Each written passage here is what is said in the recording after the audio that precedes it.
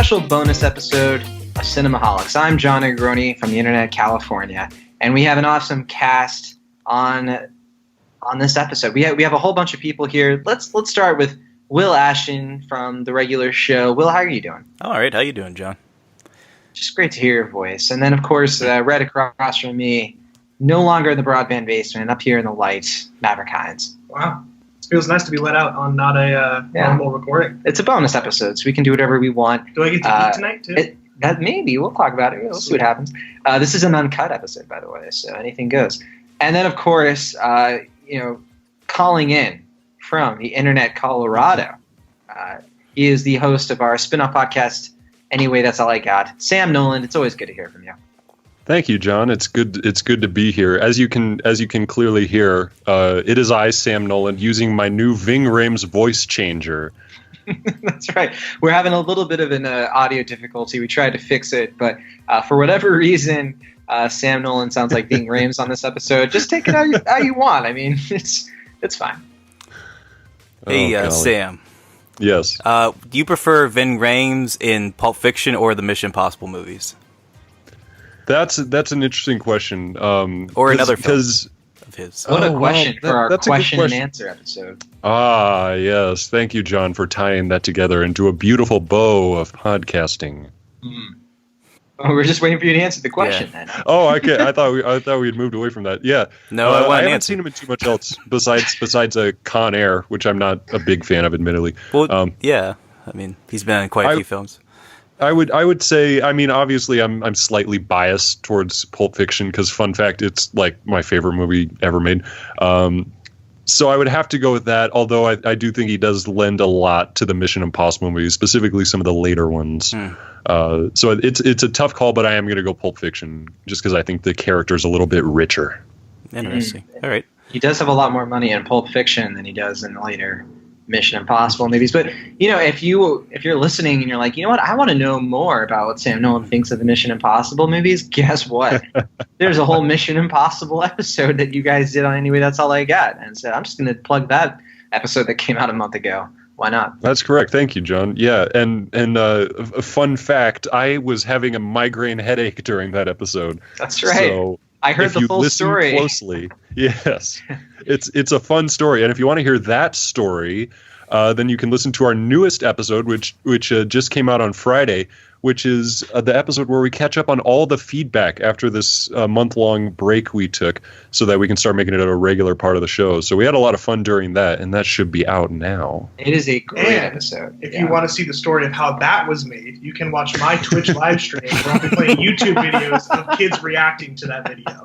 It's amazing, actually. Yeah, don't tell the Fine Brothers, they'll sue me. There's also a live chat that you can subscribe to. Anyway, this is our question and answer episode, our Q&A episode, that we've been plugging for a while. We've been wanting to do this. It's been difficult because we had to schedule it. We had to get the right amount of questions. And so here's the deal. You faithful, loyal, wonderful Cinemaholics listeners send us questions over the last couple of months. All kinds of questions about what we think of lots of different movies and eras and topics of discussion that we've just never gotten to. And it's great because we're going to devote this entire bonus episode to just answering your questions. So this is our own sort of feedback episode. So let's get this ball rolling. Let's start up with our first person. So this is from a Facebook fan of ours, DeWitt. And DeWitt asked us, in your opinion, DeWitt, by the way, had two questions. That's right. And so we decided to answer both of them. So because we really appreciate DeWitt being one of the first to ask any questions. He asked me a question in private, and I'll tell you what that question is after these two. We'll talk about a tease.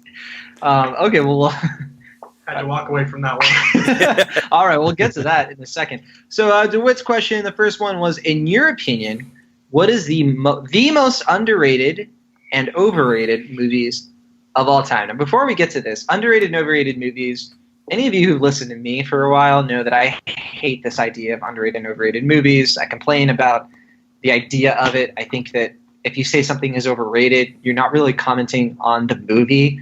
You're commenting on what people not thinking about the movie the way you wish they did. And that's part of me. This just kind of rubs me the wrong way when I hear this sort of thing. But we're still going to talk about it within the context that I personally enjoy. Let's start with Sam Noland, our guest / frequent collaborator. Sam, Yes. how would you tackle this? Go for it. I think it's interesting what you say about how it's making more of a comment on the discussion around a film itself rather than the actual film. I'd never really thought about that before. But I guess when I think about underrated and overrated, I just think of a broad sense of what do I think doesn't get the credit it deserves, or if it's overrated, it gets more credit than it deserves. And again, it's like one of the most subjective things. And I can understand that to an extent. Movie discussion. Yeah. I'll start. I'll get the controversial one out of the way. Whenever someone asks me what is, like, in your opinion, what's the most overrated movie ever made, two come to mind. One of which is actually both of which I can understand and appreciate why anyone would like it. I'm not even arguing that. I can't do it. That's the thing. And both of these I have tried multiple times. John, I think you know what one of them is. But the other one, I'll start with the somewhat sillier one. Ferris Bueller's Day Off. I have never been a fan of. I just breaking can't my get heart. behind it. I don't know what to do with that. And the reason why, like I alluded to a moment ago, is it's entirely personal. I had a not to get all gloomy and introspective and anything, but high school was an interesting time for me, and so when I watched that movie, I don't have fun the way I think a lot of those of you who do like it. I don't think I have the same kind of fun. You people, yeah. I'm looking. I see more of like the. This is getting so weird, and it's going to sound like I'm just some manic depressive maniac or something. Dream boy. Yes, manic pixie dream Sam. How about that? And I just don't like that kind of person that Ferris Bueller is, because I knew a lot of people like Ferris, and I didn't like them, and it conjures up those memories, and I just don't have a good time watching this guy. That's so funny, because get in away my with high school. everything. My high school experience was my best friend was Ferris, and I was basically Cameron, always along for the ride, always kind of putting up with his antics. And that's probably why I love the movie, is because I thought that was pretty faithful to what it's like to have a person like that in your life, where you kind of love them and hate them at the same time. Well, I don't hate my best friend at all, but John, I'm right here. Okay, hey, no, we did not go to high school together. You were still wearing diapers. Whoa, yeah, probably. You know what, Sam, on one level, I get what you're saying, because Ferris Bueller's Day Off, I don't look at that movie and I'm never like, man, that's an achievement. That's like, people need to knock on doors and evangelize this movie finally. But no, I mean, to me, like, the quintessential high school movie is Breakfast Club. And I'm very upset, by the way, with Anthony, who does not like Breakfast Club, but that's another. Yes. I love the John Hughes, formula for high school movies. But Will Ashton, you got to weigh in on this. This is a tough one. Yeah, I mean, I don't really like to answer like all-time questions, because I think that puts some pressure on it.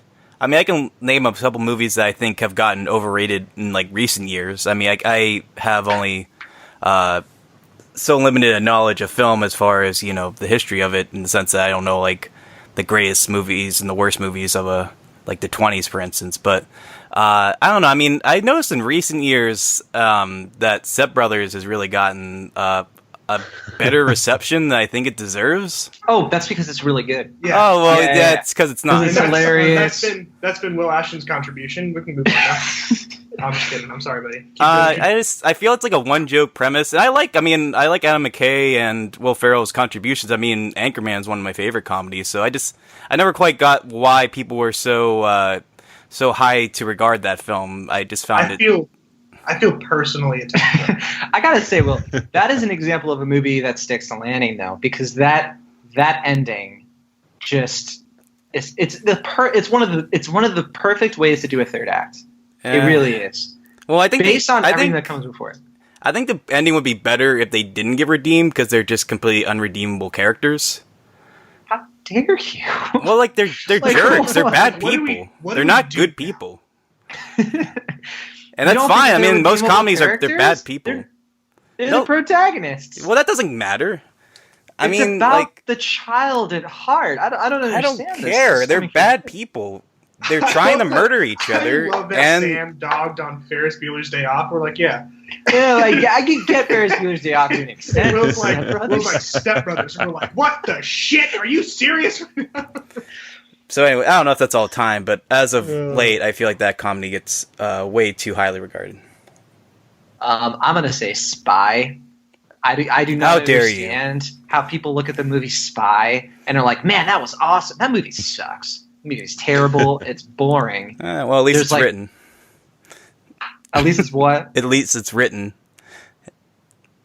I'm implying that Step Brothers is not a written movie. It's just kind of improv to the highest extent, in the sense that it just doesn't go anywhere. It meanders. Okay, so here's Step Brothers makes me laugh. Step Brothers, I would watch it multiple times. I want to watch Step it Brothers right now. isn't an objectively amazing movie, but it's just campy, funny comedy. Spy is just nothing. I disagree. Like, it's aggressively nothing. Sam Noland, you've been listening to this. Yes. I just want to hear your drive-by opinions on everything that's been said. I have not seen either of these movies, so it's interesting. I think it's funny that they're both comedies, because I think the thing with comedies is that they can tend to bring out a lot of, like, what's the word I'm looking for? Like polar opposite reactions, you know? Right, Either it's like the greatest, most revolutionary, most funny thing ever, or it's just an insult to the laugh itself or something like that. Yeah, we've talked a lot about, like, if a comedy is bad, it's just so difficult to enjoy the movie because it doesn't have anything else to offer, really. Yeah. But I would say that, like, some terrible movies out there, like, I don't know, we don't have to get into it, but, like Suicide Squads and stuff like that. Like, movies like that actually, even when they're not trying to be funny, they can be so bad that, that makes no sense. I think like The Room is a pretty popular example of this. Like, that's a movie that's trying to be very serious and ends up being like this masterpiece of a failure of its comedic proportions, where it's like so self-serious to the point where it's like comedically heightened, and that can be rewarding and redeemable. Whereas like a bad comedy, it just doesn't do nothing for you. It does nothing for you. It just is a meandering, tedious experience to watch. Okay, Maverick Hines. We haven't heard any underrated movies yet. That's what I was going to ask. Are we doing just like overrated, and then we're going to go back around to underrated? So do whatever, All right. My overrated list was like, I got way too nervous because, being the Cinesober guy on the podcast with you three is like, I have to have, like, if I answer something that was made in this You're the Kevin on trivia night, though, where you're going to be like a savant. I see that puts more pressure on me. So I was just making lists, but what's really funny is one of them on my list that I wasn't going to say, I think after hearing kind of Sam saying and his explanation for Ferris Bueller makes sense for me. And I feel like I'm going to get some shit for this. Mine, I would say, would be Monty Python and the Holy Grail for me. Okay. Because heathen. For the exact same reasons What? that Sam, you explained for Ferris Bueller. It's just like Go on. I don't feel like 30 yards from you. I just don't feel like I've ever connected to that movie like everyone else does. Now, I have to give the movie, like, I'm not saying I think it's bad. I think it definitely has a couple funny moments. Like, I think funny moments. The flesh wound thing is funny. I like that, whatever. But like, when everyone's like, "Oh, we can watch Monty Python," I'm always like, well, "Okay, I guess." God help us. Yeah. So. Well, you can't see it, but there are tears in my eyes. There are tears in go my ahead, soul, Will. Go man. ahead. Go ahead and defend him. No, I'm not going to defend him in the sense that I do like the film. I think it's funny. I do agree, though, that I think there was a point, I guess for us, it probably was about middle school, maybe high school, where like that movie kind of gained a resurgence, and like everyone was like watching and rewatching, at least as far as where I was from. It was the same for me, which is why I brought it up, because it was like there was this time period where everyone I knew, it was like a ninth grade to 10th grade for me. It was in that area. I mean, everyone was talking about this movie nonstop, and I was like, I felt bad for being the one. Like, it was like me being a kid who said he didn't like pizza or something. Sure. Right? Like, I just felt like the weirdo. But I will say, even though I do like that film, I actually prefer the other two Monty Python movies. I think more than I think you've mentioned Holy that. Grail. Like, isn't Life of Brian? Life of Brian, I think, is actually an objectively better film, but also I think it's also a better comedy. Just the sense that it's, it's like kind of like spoof of the Bible or the BC times. And I think that just there's a little more weight there, there's a little more structure that I think makes it a better film. And I just think the bits in Meaning of Life, because they get to be like R-rated and a little more raunchy, I think those are funnier to me. But I do like the Holy Grail, My Python the Holy Grail, but I do agree that I think there was a time where that movie just got so overplayed to the point where you just kind of knew all the beats and all the jokes. And if you didn't really love the movie to begin with, that can be kind of a tedious thing to relive over and over and over again. So I can sympathize with you, Maverick, even if I don't agree with it. Thanks, Will. Yeah. Let's just let that one go. We don't have to. Underrated movies. Maverick, what was your pick for that one? I had a couple. One of them I'm kind of ashamed of because I don't actually think it's good. I just love it a lot, and no one else does. And that's Reign Over Me with Adam Sandler and Don Cheadle. You mentioned that before, and you sounded embarrassed when you. I'm constantly embarrassed by how much I love this movie. I mean, it has a 63% on Rotten Tomatoes, so it's fresh. It's whatever. It's fresh. Is it because of the Adam Sandler thing? No, I don't know what it is. I watched it when I was younger, and I really connected with it somehow, not because of my personal experiences, and what the movie's talking about, but I just really liked it, and it's always been one for me. And it's always funny to me because when I bring it up to anyone, they're like, "What?" No one knows about this movie in my world. I'm sure in your guys' lives it's a little bit more. No, but I'd say Punch Drunk Love is usually the Adam Sandler movie people prefer. If you're talking about it's a great movie. I think one of my favorites. Yeah. I would say, though, that if we're talking about underrated Adam Sandler movies in particular, I've always appreciated Funny People a lot. Okay, I like that one too.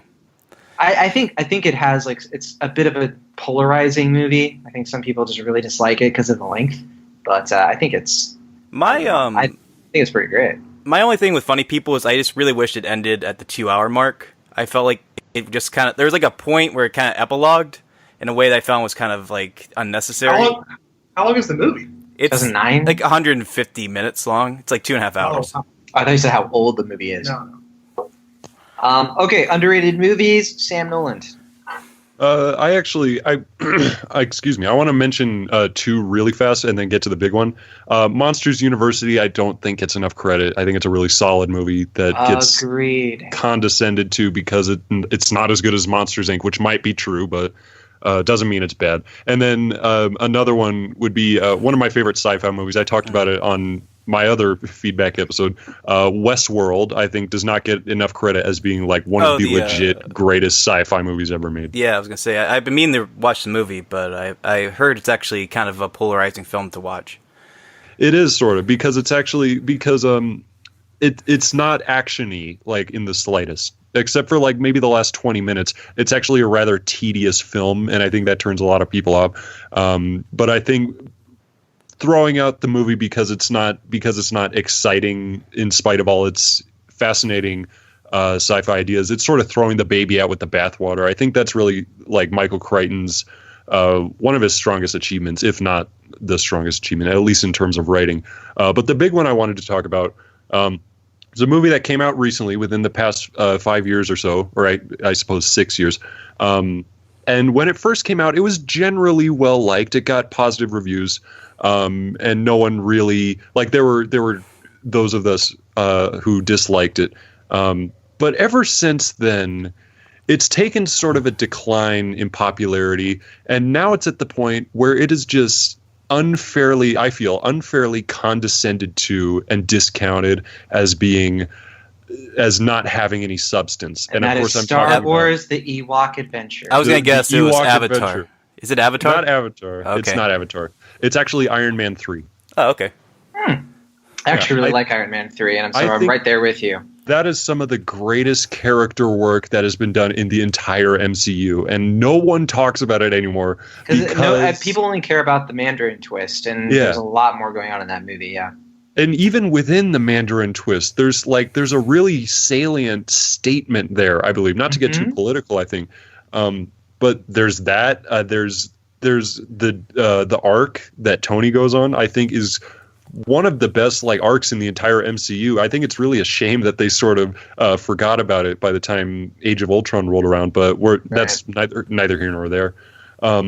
I just think it's a really strong movie. It has some tonal problems. Some characters don't quite work, but I think overall it's really strong. It's really confidently made, and it feels like the product of a director, unlike some of these other MCU movies that shall not be named. But yeah, I think that really deserves to be revisited and looked at outside of the wacky Mandarin stuff. Like, look at the story it's trying to tell. That's what I would recommend. Yeah, I couldn't agree more. And then we usually don't agree on some of the MCU films from that time period, so that's interesting to hear from you. Okay, for me, underrated. This movie, it's not that people hate it. A lot of people really hate this movie. When it first came out, I think its Rotten Tomato score is like in the 60s. So it wasn't like a big failure or anything, but I think people look at this movie and they wrongly criticize it. So I'm not looking at it as like a rating thing. I'm looking at it as like people just don't get this movie and they criticize it for reasons that I think are just completely out of left field, including Malaysian. And that is The Last Samurai. The Last Samurai, which I just rewatched with Maverick. Well, I have something to say about this, but people wrongfully. Sure, I would like to point out this was also one of my on my list of underrated ones I was going to talk about. Let's talk about it together. The Last Samurai. I think people wrongfully criticize and dismiss this movie as being like full of white savior tropes, but that is so incomplete because the movie is, in my view, a repudiation of Dances with Wolves. It has some of the same format, but it takes like a true life story and it adds some authenticity to a period of time in Japan that there aren't a lot of movies about, by the way. And it tells a very historically faithful, even though it's historical fiction, story about a group of people, and it celebrates the actual samurai. It doesn't elevate the Tom Cruise character because, spoilers for Last Samurai, not specific spoilers, but like the general idea of it, like they don't win. Tom Cruise isn't able to save anybody. He's not a white savior because he doesn't save anything. He is, to me, the example of a white ally. Somebody who recognizes his privilege, where he comes from, his own demons, and then channels that into something productive for a group of disenfranchised people that he was originally positioned to hurt and intimidate. And so that's why when I watch this movie, I'm like, this is like close to a masterpiece. I think it's beautiful. The sound design is unmistakably like rich for the time period. And I just think people just superficially write it off and are like, white guy pretends to be a samurai. And that is 100% not what this movie is trying to do. And go ahead, Will Ash. No, I was just let's hear what the white guy thinks. No, I was just going to say, you discredited me, and what I was going to say is, when we were talking about the film, you brought up, hey, I just rewatched The Last Samurai, and I was like, I haven't seen that movie in a while, I don't remember it too well. But I know a lot of people complain about the white savior thing. And then you got mad at me saying that I was saying that when really I was just asking if that was a valid criticism. So that sounds much like something Jon that would is do. something I would do. Yeah. I'm sorry, Will. So I just wanted to clear the air on that one. Well, actually, I'm sorry for character assassinating you. Okay, thank you. Yeah, no, but like I said, this was on one of my lists to mention too. I love this movie. This has always been one of my favorite movies, even before venturing into cinesobriety and cinemaholicness. I just love it. You said everything, so I don't want to reiterate, but yeah, it was on my list too. I love it. Yeah. And underrated films, Will Ashton, then we got to move on. This is a movie that I've had a very conflicting relationship with.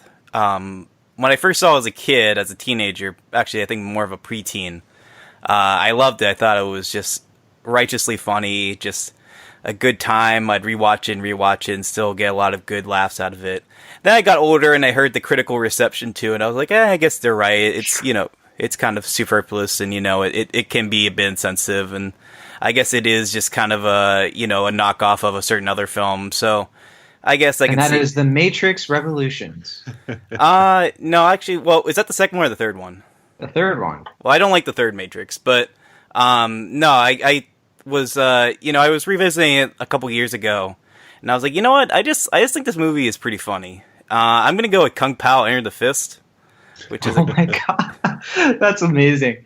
It's a comedy. I fully applaud that. Yeah, I can't defend it on its critical merits, but it just makes me laugh, and I think it's understandable the movie has, like, I would have to assume, like, a 25%, maybe lower on Rotten Tomatoes. And I'm not going to say it's a good film. You know, there's a lot to criticize about it, but it makes me laugh. And so, you know, I think that deserves to be be underrated. I just looked it up, 13%. Yeah, I figured it was pretty low. So yeah. You know, I could also go with totally Batman v get it, Superman, though. I guess. But I'll go with Kung Pao this time. All right. So that was a lot. We spent a lot of time on that question, but it was a big question. So DeWitt asked another question. What are your thoughts on 500 Days of Summer?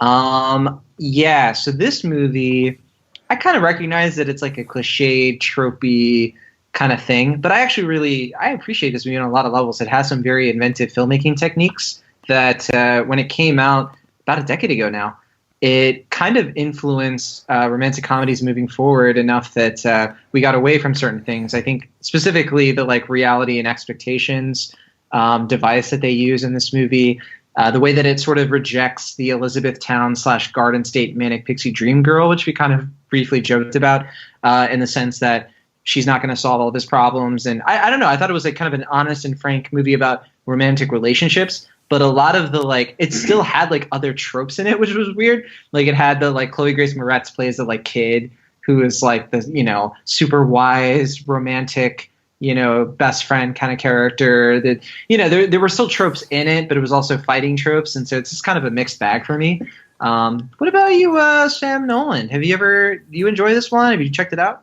I have not seen it. No. One thing the listeners, if you're not familiar with me, one thing you'll realize very quickly is that my knowledge in the art of film is all over the place. So like rather than sort of focusing on one era, I've tried to be a polymath and see like all kinds of different stuff, and thus I miss a lot of important stuff like 500 Days of Summer. So I've been wanting to see it for a long time, and I look forward to eventually checking it out. On a purely technical level, it's worth seeing. I think it actually has, you know, done some pretty smart things.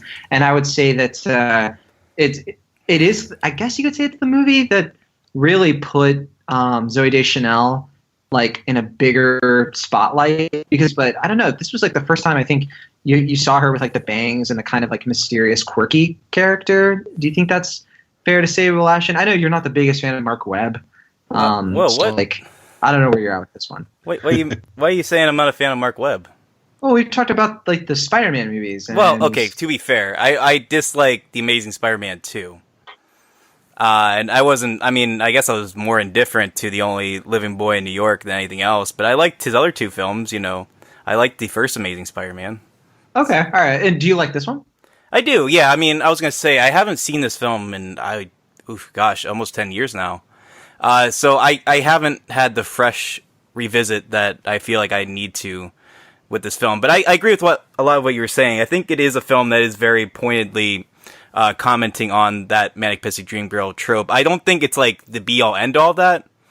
I think there is like some ways that kind of falls in line with that, but I think it's kind of in the same vein as a film that it's obviously alluding to a lot, which is The Graduate, where it's just kind of like the evolution of the romantic comedy and kind of questioning like, okay, do we really need to like even though with protagonists we kind of assume that they're in the right, are they really in the right? Like it's a film that kind of questions like, is Joseph Gordon-Levitt really like the guy we should be rooting for here, or does he have his own, you know, preconceived notions of what a romance should be, and is he kind of infusing that in a fairly toxic way into his relationship with Summer? And so, I mean, I do think, I mean, I always love, like, you know, that expectations versus reality scene. I remember when I saw that in high school, that was like one of those scenes, as far as my relationship with film, where it's like, oh my gosh, like, you know, like, this is like something I've always like felt in life, like portrayed on film in a way that was, in my opinion at the time, fairly brilliant. And those scenes will always stick with me in some way or another. But, I mean, I haven't seen it in close to a decade now, so I don't have the freshest opinion of it. But I do really like it, and I think it holds a special place in my heart. So I give it a thumbs up. I mean, yeah, same here, because it reminds me of I've talked about this movie before with people, and it like you said with The Graduate, it feels like you have The Graduate, and I think some people would point to something like Annie Hall, you know, as like kind of shifting romantic comedies, and then High Fidelity was another one that kind of was like. Yes. Yeah, and then I think 500 Days of Summer was like 2009 or 2010. Yeah, 2009, yeah. Yeah, so like it just sort of like captures an era in a way that's pretty interesting, and maybe we'll be seeing a 500 Days of Summer / Graduate / Annie Hall kind of movie coming out. I mean, here soon. I don't think we've had one in a while. Sort of. I mean, I know. There's Big Sick. I think Ruby Spark kind of continued this trend in a way that I found pretty interesting. I think that was like a good step forward after 500 Days of Summer, but I don't think that's like one of the best romantic comedies of all time. I would consider it more of a dramedy in the literal sense, but I think there are really good romantic comedies that are still coming out. You know, obviously with Netflix now, they seem to be kind of pushing that genre up again into relevance, and you know, it's good. I mean, I always have a soft spot for romantic comedies. I guess another example would be When Harry Met Sally, and you know, I mean, there are so many great films. Which is my favorite, but yeah. Yes. With your Rob Reiner, who I do think that's probably my favorite Rob Reiner film. If we don't need to get into the Rob Reiner debates again. No, I'm praising Rob Reiner. Jeez Louise. I know you are. I know you are. But I know what's coming, and I know if I start to say nice things about Rob Reiner, you're just going to swoop in with a but remember this. No, I was praising his early works, which I consider, you know, I would say, you know, from from Spinal Tap to I don't know, like what is it, American Princess President? Bride. You know, some of the best. Yeah, okay. He had a great run. Okay, this is from commenter Gilly. Gilly wants to know, do you think Shape of Water deserved to win Best Picture? Now, if you're hearing this and maybe you're not listening to this in 2018, you don't know I didn't see 500 Days of Summer. That's my contribution to that last conversation. Sorry, well, Maverick, you can answer this one first. Don't you ever talk to me like that. Right. So do you think Shape of Water deserved to win Best Picture? It was one of the nominations for 2018 Oscars, I guess, but it came out in 2017. This was, of course, Guillermo del Toro's fairy tale gothic fantasy. You liked Shape of Water? I want to remember you said. I have a very, very simple answer for this. Go ahead. Yes, I think it deserved to win. It was not my favorite movie of the bunch, though. Right, your favorite was Three Billboards Outside of Missouri. Yes. Okay. I don't have much ill. So you think it was good enough to win the award? Yeah, I think what I'm saying is basically a principle of bias, right? Like, I really like Three Billboards, but I totally recognize and accept that Shape of Water was a beautiful movie, and like the score totally sold me from the beginning. It was just fantastic. So like I have no issues with it winning. What about you, Sam Noland? Where do you stand? I think it's an interesting question, and you guys were sort of alluding to how when you ask if a film deserved to win Best Picture, you're actually asking two different questions. The first one is it good enough on its own to win the award, / did it deserve to win against the other nominees? And I have a similar answer to Maverick. Yeah, I think it is a very well-made film. I think it's striking stylistically, and it's just structured and put together in a really beautiful way. I remember so much from it, which is really sort of my measure of how effective a movie is how much I can remember. As for whether I thought it deserved to win against the other things, I would have preferred a couple things. I was rooting for Call Me By Your Name, personally. But yeah, so I have nothing against the Shape of Water, nor do I think it shouldn't have won necessarily. Yeah, same here. Wasn't my favorite. My favorite of the nominees was probably Lady Bird. I just really adore that movie, and like you said, Sam, I mean that's a great way to measure. I mean, I remember so much of Lady Bird. Next, I would say Call Me By Your Name and Phantom Thread. Those were my top three. As much as I really liked Get Out as well. And I think Get Out and Shape of Water are kind of in the same territory for me. But what about you, Will? Yeah, I mean, this question's interesting because I guess like Maverick or like Sam was saying, I guess I see this question in two different ways. In that sense, being that I feel like if you're asking me if this is still my favorite film of the nominees, then I would say yes. If I was in the Academy, I probably would pick The Shape of Water as my personal favorite of the 8 or 9 movies that were nominated for this category. However, if we're asking if this is going to be the movie that's going to be remembered and talked about the most, I don't believe that's going to be the case. I think Get Out is going to be the film that's going to be remembered for a long time, and the one from 2017 that's going to be remembered and discussed and analyzed in so many ways. So if we're asking if that merits it being Best Picture, then that's understandable, and I can see that being more deserving than The Shape of Water. However, I think personally my favorite was The Shape of Water, at least from how I feel about the films at the time I saw them. So I guess it's a kind of a loaded question, but I'll say yes and no. Yeah, that's an interesting way to look at it, I think. you say about how like what will live on in the consciousness, because it's hard to tell at the time. Yeah, it's that like kind I of think Lady Bird will probably last longer than Shape of Water, personally. I mean, it's just that kind of eternal question, because like if you look back at like past categories, obviously I think we talk about like Goodfellas more than Dances with Wolves, and we also talk about Star Wars more than we talk about Annie Hall. We just brought up Annie Hall earlier in the episode. So it's that it's kind of that weird dynamic. Like, how do we merit like what is the best picture? Like the film that is remembered the most, or the film that is considered like the best of the nominees? And for me, like I think Annie Hall is better than Star Wars in my personal opinion. But thank you. But I actually haven't seen Goodfellas, so I can't merit that over Dance with Wolves. You're kidding. Wait, what? We've talked about this, Sean. But I've only seen bits. You should see my face you are not right gonna. now. What? No, we have not talked. Yeah, about we this. have talked about this. I know for a fact. Okay, we have. John. I'm pretty I sure must that's have- on the I show. must Movies have we've just never seen dispelled before this. until now, part 2. Okay. Oh God.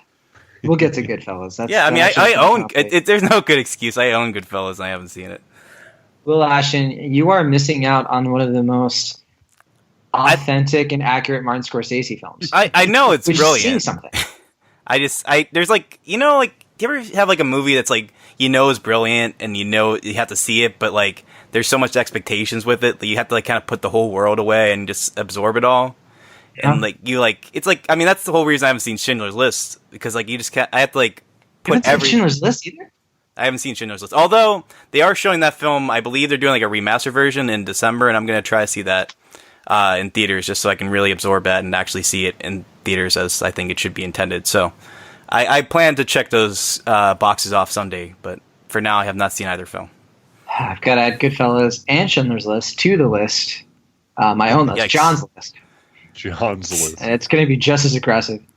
Oh man, we should okay. change this subject immediately. So this question's from commenter. Really though, that's though spelled THO. Oh, okay. I thought you were criticizing my comment. That's actually No. That would have been a really funny diss, though. Yeah, Right, that's what yes. I thought it was actually well played, and I was like, okay. Really though loves to comment on Cinemaholics, and anyway, that's all I got. That's I right. noticed that Really though had a comment on one of your episodes, Sam, that you guys talked about. Yes. So. Yes. So this question is for Will Ashton, All right. but really it's for all of us. We'll all answer I it. was going to instead of Will. say, it's not aimed towards Will. It's That's just about true. him. I So- prepared extensively. Okay, the question is, what is Will's deal with mustaches? What is Well, it?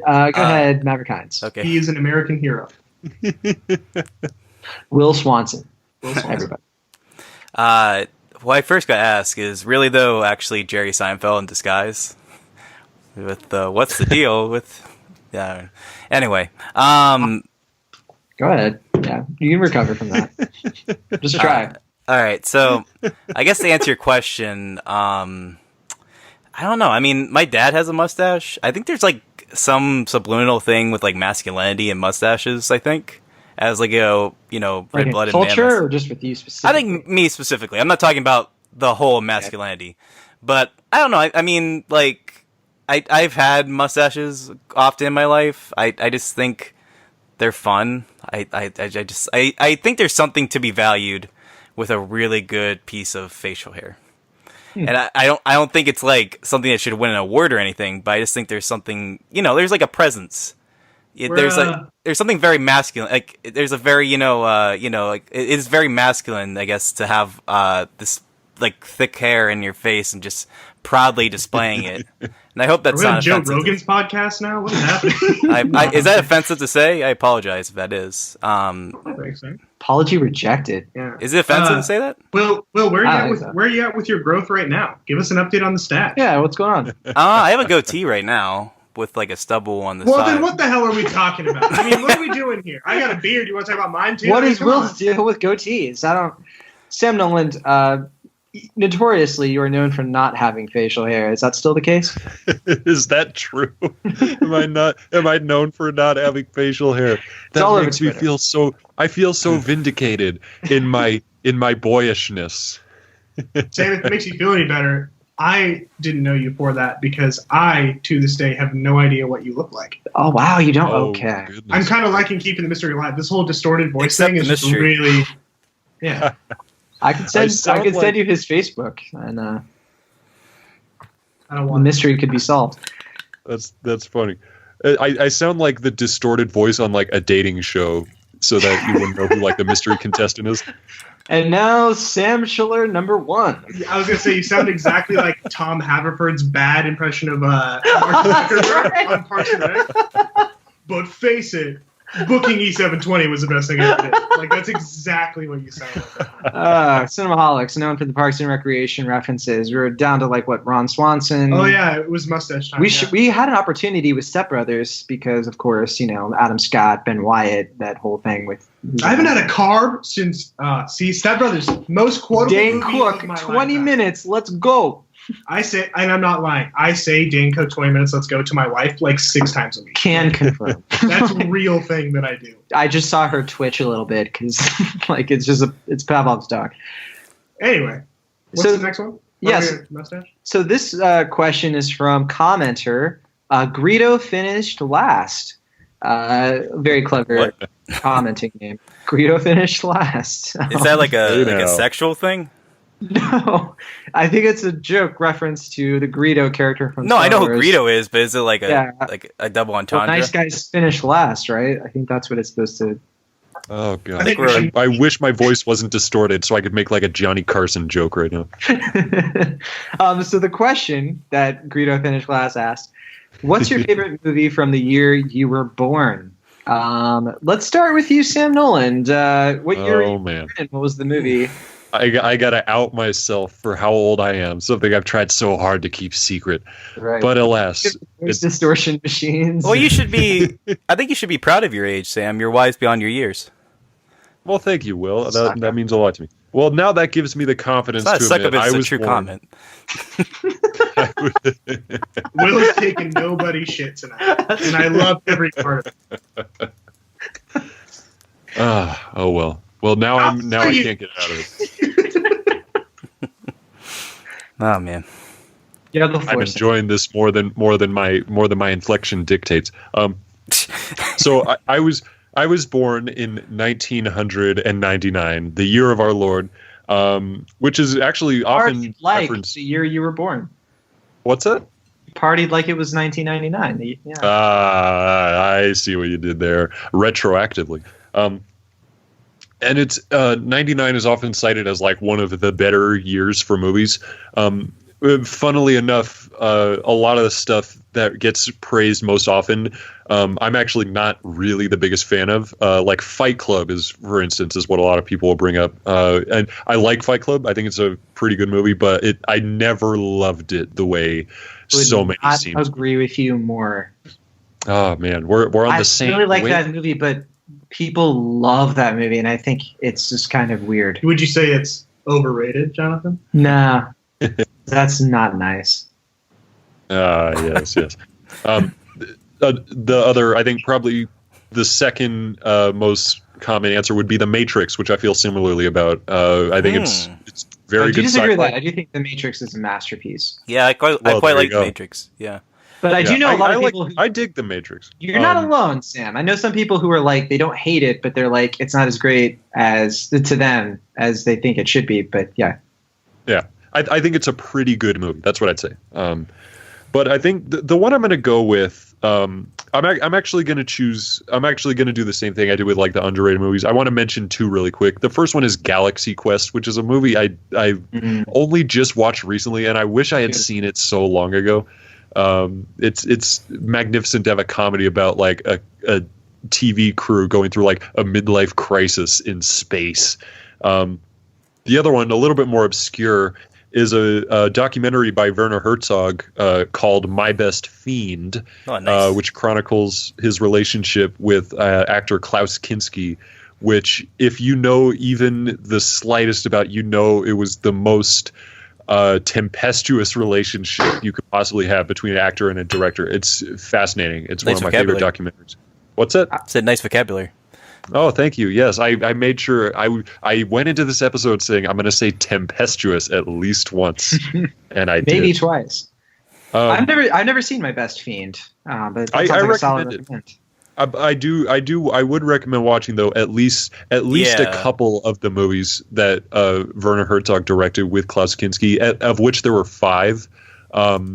Only 3 of which are really focused on in the documentary. Well, yeah, that is neither here nor there. The pick I am going with, Will, I think, based on what I know of you, I think you'll be very happy with this. I'm going to go with Magnolia. Okay, cool, yeah. Oh, yeah, okay, I like yeah. Magnolia a lot. I think, frankly, it's my favorite Paul Thomas Anderson film. I think I just watched it this year, sort of on a whim, which is weird. You don't hear that often. I watched Magnolia on a whim. But the mood just struck me, and I watched it, and I was just so taken by it. It's obviously like it's one of those sort of anthology movies with a bunch of sort of crisscrossing storylines that all culminate in one of the most insane things I can think of that I've ever seen on film, and yet I was just willing to go along with it, and I even had this really long conversation with my co-host on Anyway That's All I Got, Jason Reed, where we would just try to figure out what the ending to the movie means. I won't give it away, but it is surreal and magnificent, and I think the whole movie is just a really brilliant tapestry of the human condition. I know that sounds really lofty, but I love it that much. It's interesting. Yeah, we talk about the ending. I really enjoy that film, but I would just say that there are at least 3 or 4 P.T. Anderson films I enjoy more personally. That's fair. I like that movie a lot.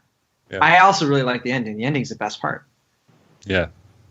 And Maverick, you saw that for the first time with me, right? Magnolia? I don't think so. That's the one with the frogs. Oh, yeah, I did. Yeah. I was curious because you weren't reacting, and I was like, yeah, I guess I just forgot that's what it was called. Yeah. Yeah, I love that movie. It was great. We had to watch it in like 2 parts because it was so long, but yeah, you did not like that. Yeah, that ending blew my mind. I loved it. You were going to say, Will. Oh, I was going to say, apparently, from what I've heard, I mean, I guess you kind of mentioned or alluded to it already, but apparently the frog thing was not biblical in its reference. At least when Paul Thomas Anderson wrote the film. Like, it wasn't until a producer mentioned that came to his mind, and then that's why, like, the stuff, like I forget which Bible verse it is, but that's, like, written as, like, an afterthought. So I don't know if that tempers how you feel about the ending or not, Sam, but I just wanted to let you know about that.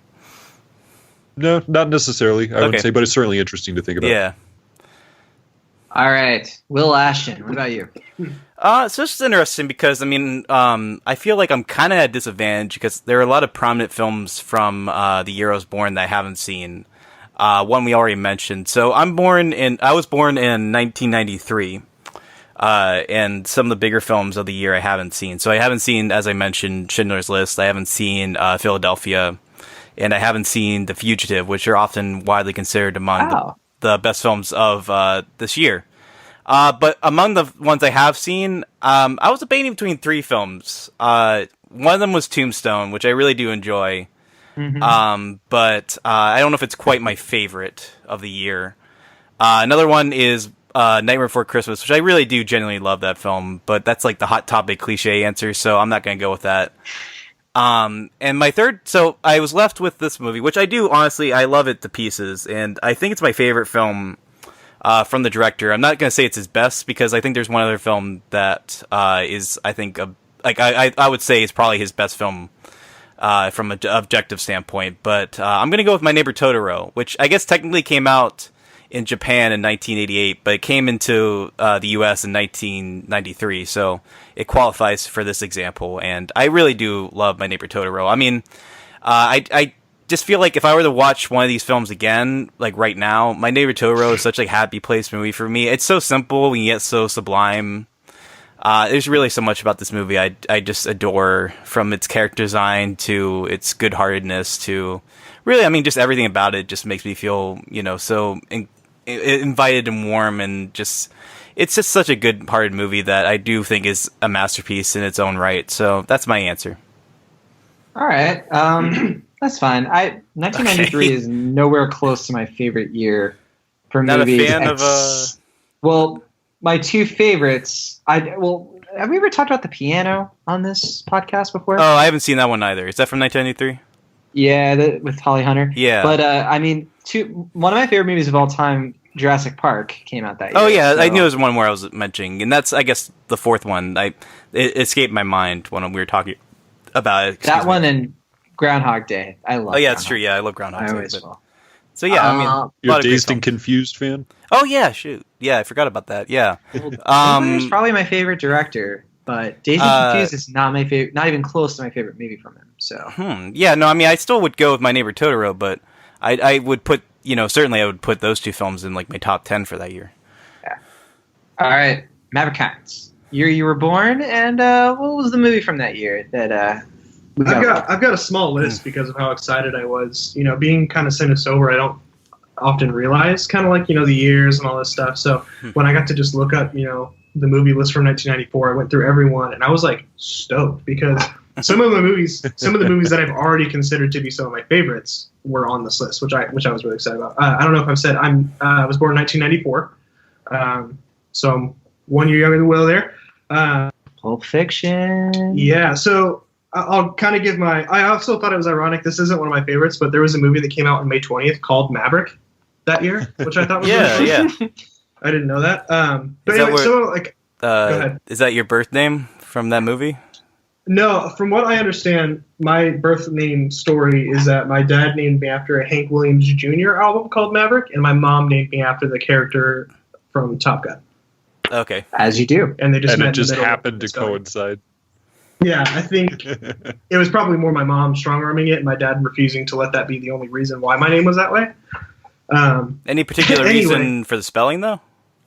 My mom likes to spell our names weird. My no, I mean, like, I just didn't know if there was a special meaning to the way it was spelled. No, she's just always done that. My little sister's name is Ryan. It's not spelled R-Y-A-N. It's R-I-A-N. My little brother's name is Jacob. It's like Ryan Johnson. Yeah. Okay. Anyway, less about my family. You want their address too, Will? No, I'm just kidding. So obviously some notable movies like Forrest Gump, Lion King, Ace Ventura, Pet Detective. Now that one, and The Mask, and Dumb and Dumber. I've mentioned before how much I love Jim Carrey. He's been one of the probably more like, I don't want to say like an idol or a hero, but like he was a kid who totally influenced me, or he was a guy who influenced me. Have you watched Kidding yet, Maverick? Kidding? The show that he did with Showtime that just premiered this week? No, I haven't. I mean, I would check it out before we do the main episode because I have some thoughts and I want to hear what you think of it. But we got only if you have time. We got BoJack Horseman. I know if there's only like 1 or 2 episodes so far, so if you have the time. Yeah, I'm gonna check that out. But anyway, so yeah, back to Dumb and Dumber. Some of those that I really, really liked. But my two. Wait, hold on. So your favorite movie, obviously, is The Mighty Ducks. Obviously. Did I leave one off? No, but some of my favorites from the year were Shawshank Redemption. And I'm kind of tied. I have to verify that this is right because I didn't write it on my list, but I thought it was on this. What was the movie? Let me get my big reveal, dude. Okay, all right. Well, while you look that up, I want to say 1994, I think, is one of the best years of all time for movies. Mm-hmm. I firmly believe that it's up there. Because you mentioned like Shawshank Redemption. Oh, Pulp Fiction. I got my years mixed up. That's why I got ahead of the question. So anyway, I guess I didn't mean to cut you off. My favorite from that year was Pulp Fiction in that regard. Oh, okay. But a close second would be Shawshank Redemption. I really, really love that movie. Great movie. Yeah. Yeah, I was gonna say. I think Lion King. And I've seen it. I think Lion King from this year is my personal favorite, but I think a close second would probably be Ed Wood, the Tim Burton film. Which I was going to mention Ed Wood too. I love that movie so much. I do think that's one of the best movies about making movies in the history of cinema. And I don't say that I don't believe that's an exaggeration. I really do love that film. Have you seen that movie, Sam? What's that? Have you seen Ed Wood? Oh, I did a long time ago. I barely remember. You should revisit. I think you'd love that movie, Sam. I do. It does sound like a movie I would like. Yeah, it's a great film. Yeah, I like Natural Born Killers myself from '94. That's right. I forgot about that one too. Yeah, and I also, don't love that movie. But yeah, I'm not a big fan, one. but I know it has fans. So. Here's a weird one. Three Colors Red. Ever heard of that? Oh yeah. Yeah, the Colors trilogy, right? Red is the best one. It ends magnificently. Yeah. And did we mention Dumb and Dumber? Yeah. Okay. I never kind of glanced over. Yeah. Yeah. Okay. Dumb and Dumber. I got all the Jim Carrey ones out of the way. Don't worry. That's right. I also think Jungle Book was from that year. Huh? Jungle Book, right? The animated one? No, The animated ones no. were like the 60s. There was like a live action one. That might have been it. Something pulled up when I looked it up, and I was like, wait, I didn't think. Yeah, Jungle Book's like 1967 Yeah. or something like that. That was I like the might be last thinking of movie Disney made while he was alive.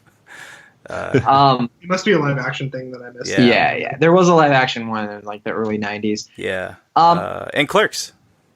That's right. Clerks was 1994. As was Chunking Express, but I digress. Oh, yeah. Maverick, you were born in just a good year. That's our point. I was also born in a pretty good year. I was born in 1990, the oldest among us, and which yes. isn't very old. We're all 90s children. That's right. We are. Sam, you're like right at the cutoff, though. And I'm right at the I barely cutoff. made it out.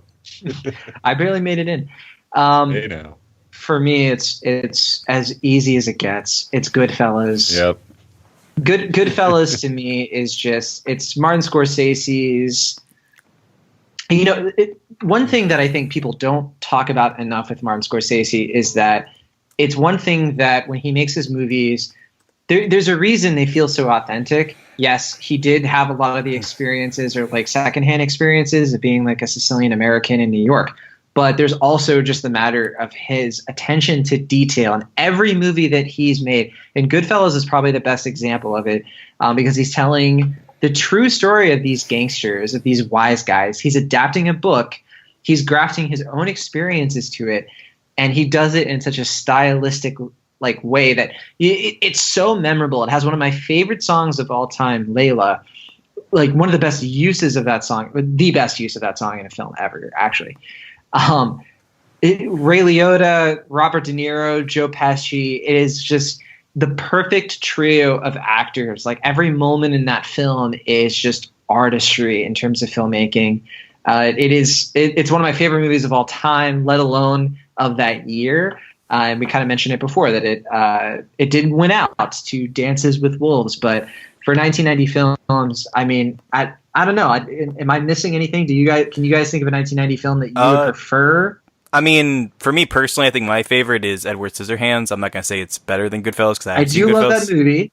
But yeah, I think that movie is really, really fantastic. Not to mention two Tim Burton films on this podcast, but I do think those two films alone are his best, and I love them both. Yeah, I disagree just in the sense that I think it is a stronger movie, but they're both really good. The next movie that I would probably say is probably Ghost. I really enjoy that one. Yeah, I think Ghost is pretty good, actually. I mean, I like it. I don't know if I'd put it like in the cream of the crop. I know it's usually kind of joked about, but yeah, you know what? We kind of dismissed it before, but I do think Dances with Wolves has some interesting moments in it. I don't think it's a bad movie at all, but I do think it's kind of, yeah. And we don't have to get to it. I mean, there's also Misery from 1990, which is I don't love that one. Okay.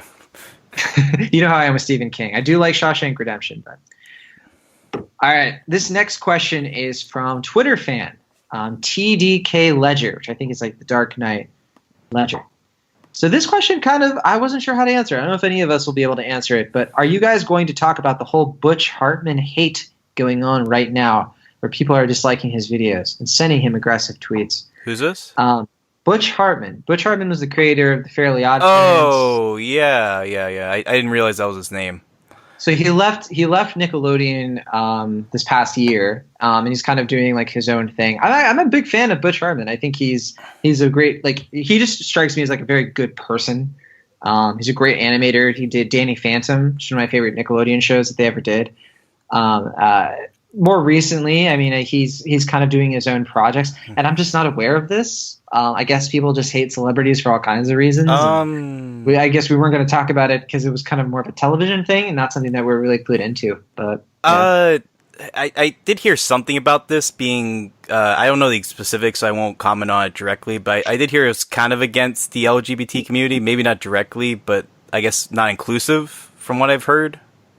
I think that's what he's. I wouldn't be surprised. I think that's what he's alluding to, but I'm not 100%. I don't, like I said, I'm kind of like, I'm hearing this like very like loosely, just like here and there, people bring it up. So I don't want to say anything about it because I don't know for sure, but I think that's what the person is referring to. So I think the bottom line is that we're just not really prepared to really cover this topic. But thanks for asking anyway. And I'm a Butch Hartman fan. If he has any issues with LGBTQ, that's definitely something that I do not approve of. Just me personally, but in terms of it showing up in his art. I've never gotten that impression. So it's interesting that you bring that up, and I appreciate you doing that. All right, this is from Twitter fan Catherine. Oh, Catherine. And that's right. Catherine's a big fan of the pod. Yeah. She's a friend of the pod. Very nice lady. Very nice lady. She likes to do puns with me on Twitter, and I appreciate that. Not everybody is willing to do that. Good sense of humor. So the question is, are you going to cover The Scent of a Woman, or was John just fooling around? Or just fooling?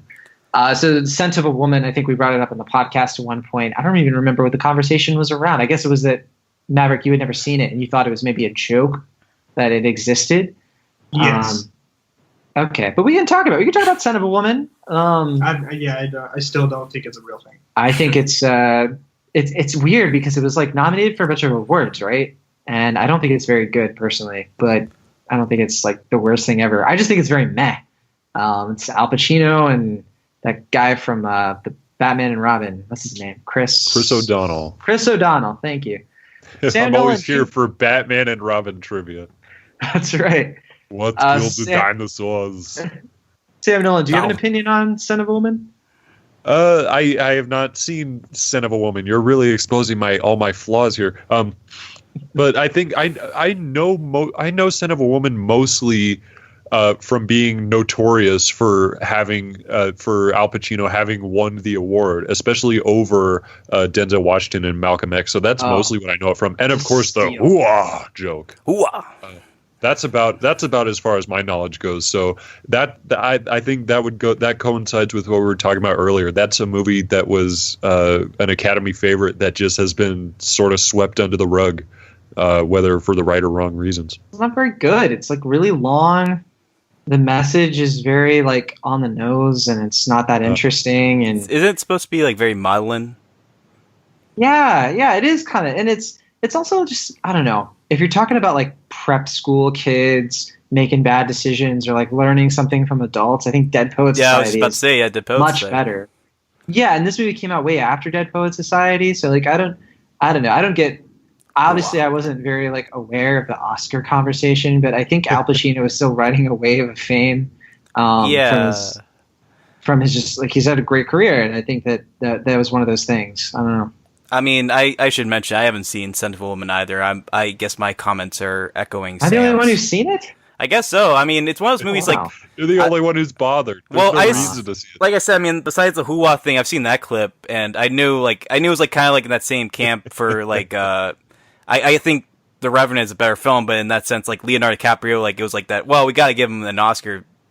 Like, you know, like with yeah, I guess Pacino was like, well, you know, he's done all these great films, these great performances, but he keeps getting snubbed. I guess we gotta, because this was before Heat, right? So it's like, well, we guess gotta give him the Oscar sometime, right? Right before Heat, yeah. Right. So it's like we gotta give him the Oscar sometime. So they gave it to him. Like, here's your like Lifetime Achievement Award. So and he also like he plays like a blind character. So like there was probably an element of like, look how great he is at acting. He has to act like he's blind.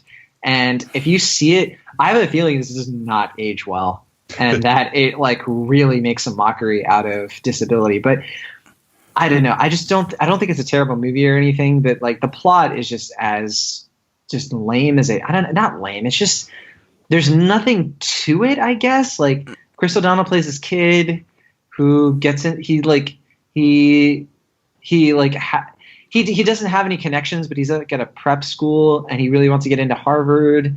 And then he has to like take care of this like retired colonel who goes blind because of an accident of his own making. And he's like very cantankerous and hard to get along with. And they go on like this road trip together, and it's like it's too long. And like there's this whole thing at the end that just feels like, you know, I don't use this word a lot, so that this means something, but it's masturbatory. Okay. The third act of this one, so I don't recommend it. I don't think it's a very good film, and I don't get why it was heralded. But maybe there's something in what you're saying, Will, about Pacino getting overlooked so many times in years prior that they had to sort of, you know. I mean, that's just the reputation the movie has, or at least the performance has. That, like, you know, he lost for Michael Corleone, for Dog Day Afternoon, for all these, you know, well-regarded films. And it's like, you know, like we all like him as an actor, but like, you know, when's he gonna get his due? But I mean, I have seen Malcolm X, and that is really a truly brilliant performance by Denzel Washington. It's probably my favorite Denzel Washington performance, truth be told. So yeah, I can't imagine that what Al Pacino did in that film is better than what Denzel Washington did. So it is not. Yeah. Okay, this is from emailer Mark. This is a really hi, Mark. interesting one. Hi, Mark. Which decade was better for movies, the early 2000s or the 2010s, or as he puts it, the 20-teens? So from 2000 to 2009, between 2010 and now. This is a tough one. yeah, I mean, I thought it was going to be easy, and I made my decision, but I'm kind of reluctant about it. Why don't you start with this time? I'm not going to start. Why not? Because I just talked. I want to hear from Sam Noland. All right, this is an interesting question because obviously we're not technically done with the 20 teens yet. So it's, even though it's just 1 year and some change, it's hard to fully judge the decade, and it's hard to judge the decade anyways, just because we haven't necessarily had like the period of cultural reflection. Like if you asked if the 70s or the 80s would be better, it'd be an easier question because we've had time to reflect. But whereas we're sort of right in the thick of it.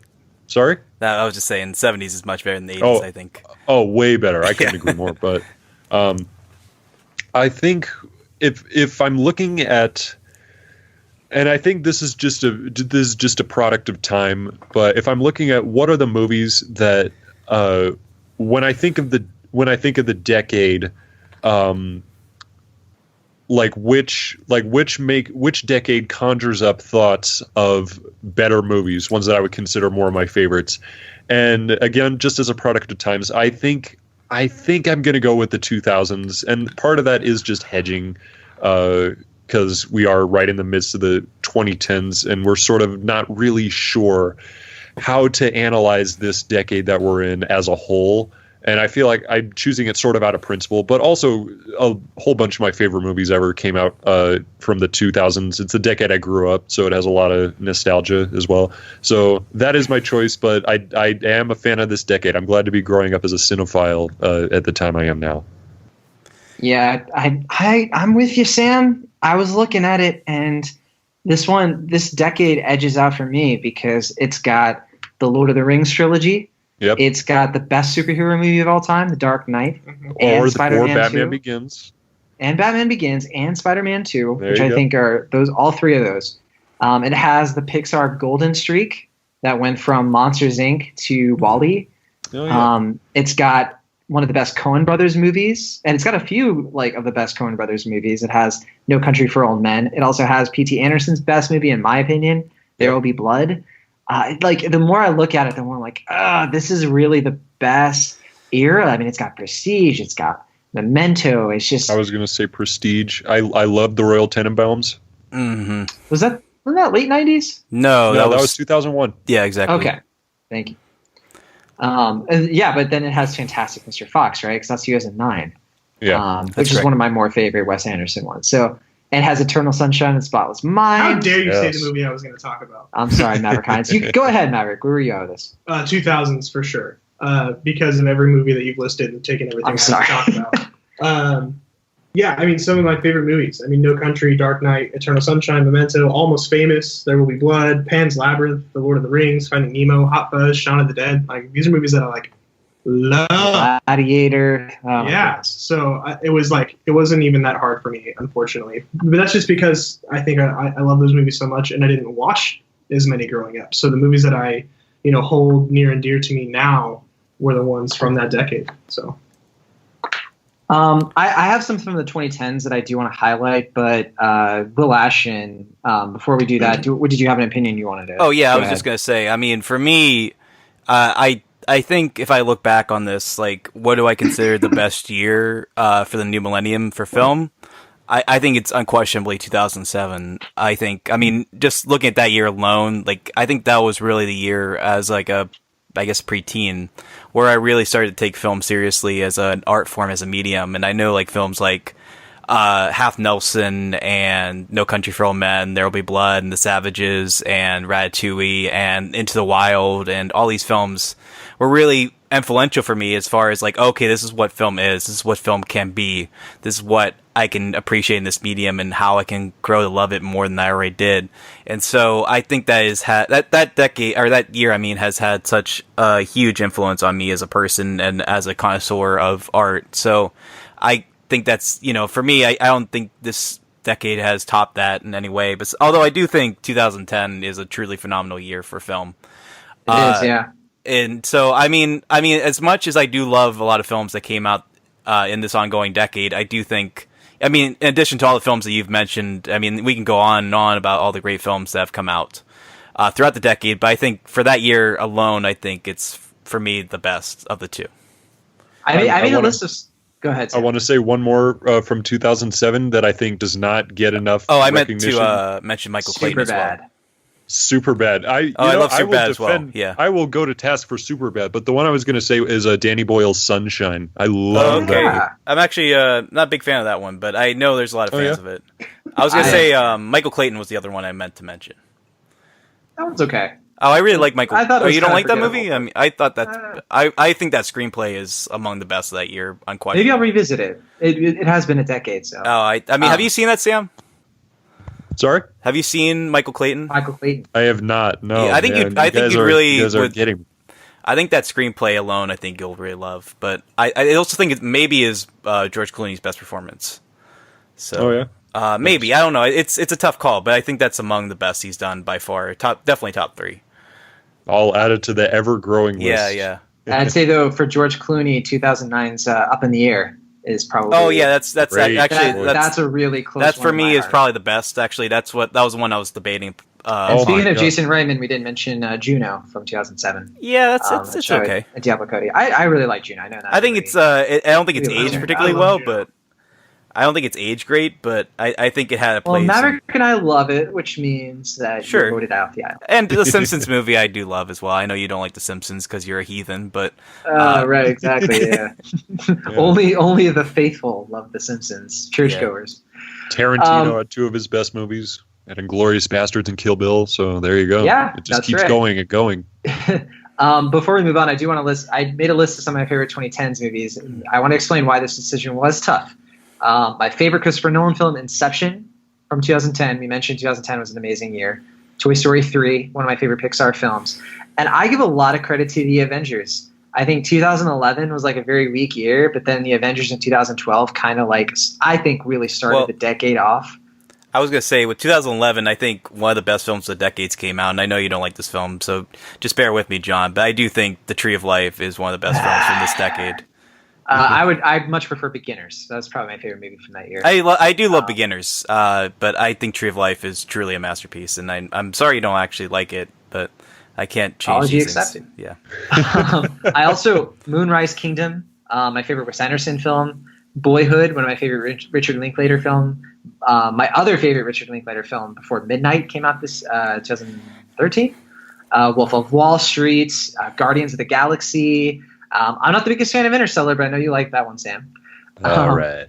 I think 2014 was a really great year. I know you guys. I think Whiplash, we talked about it last week, is one of the best movies for sure in recent memory.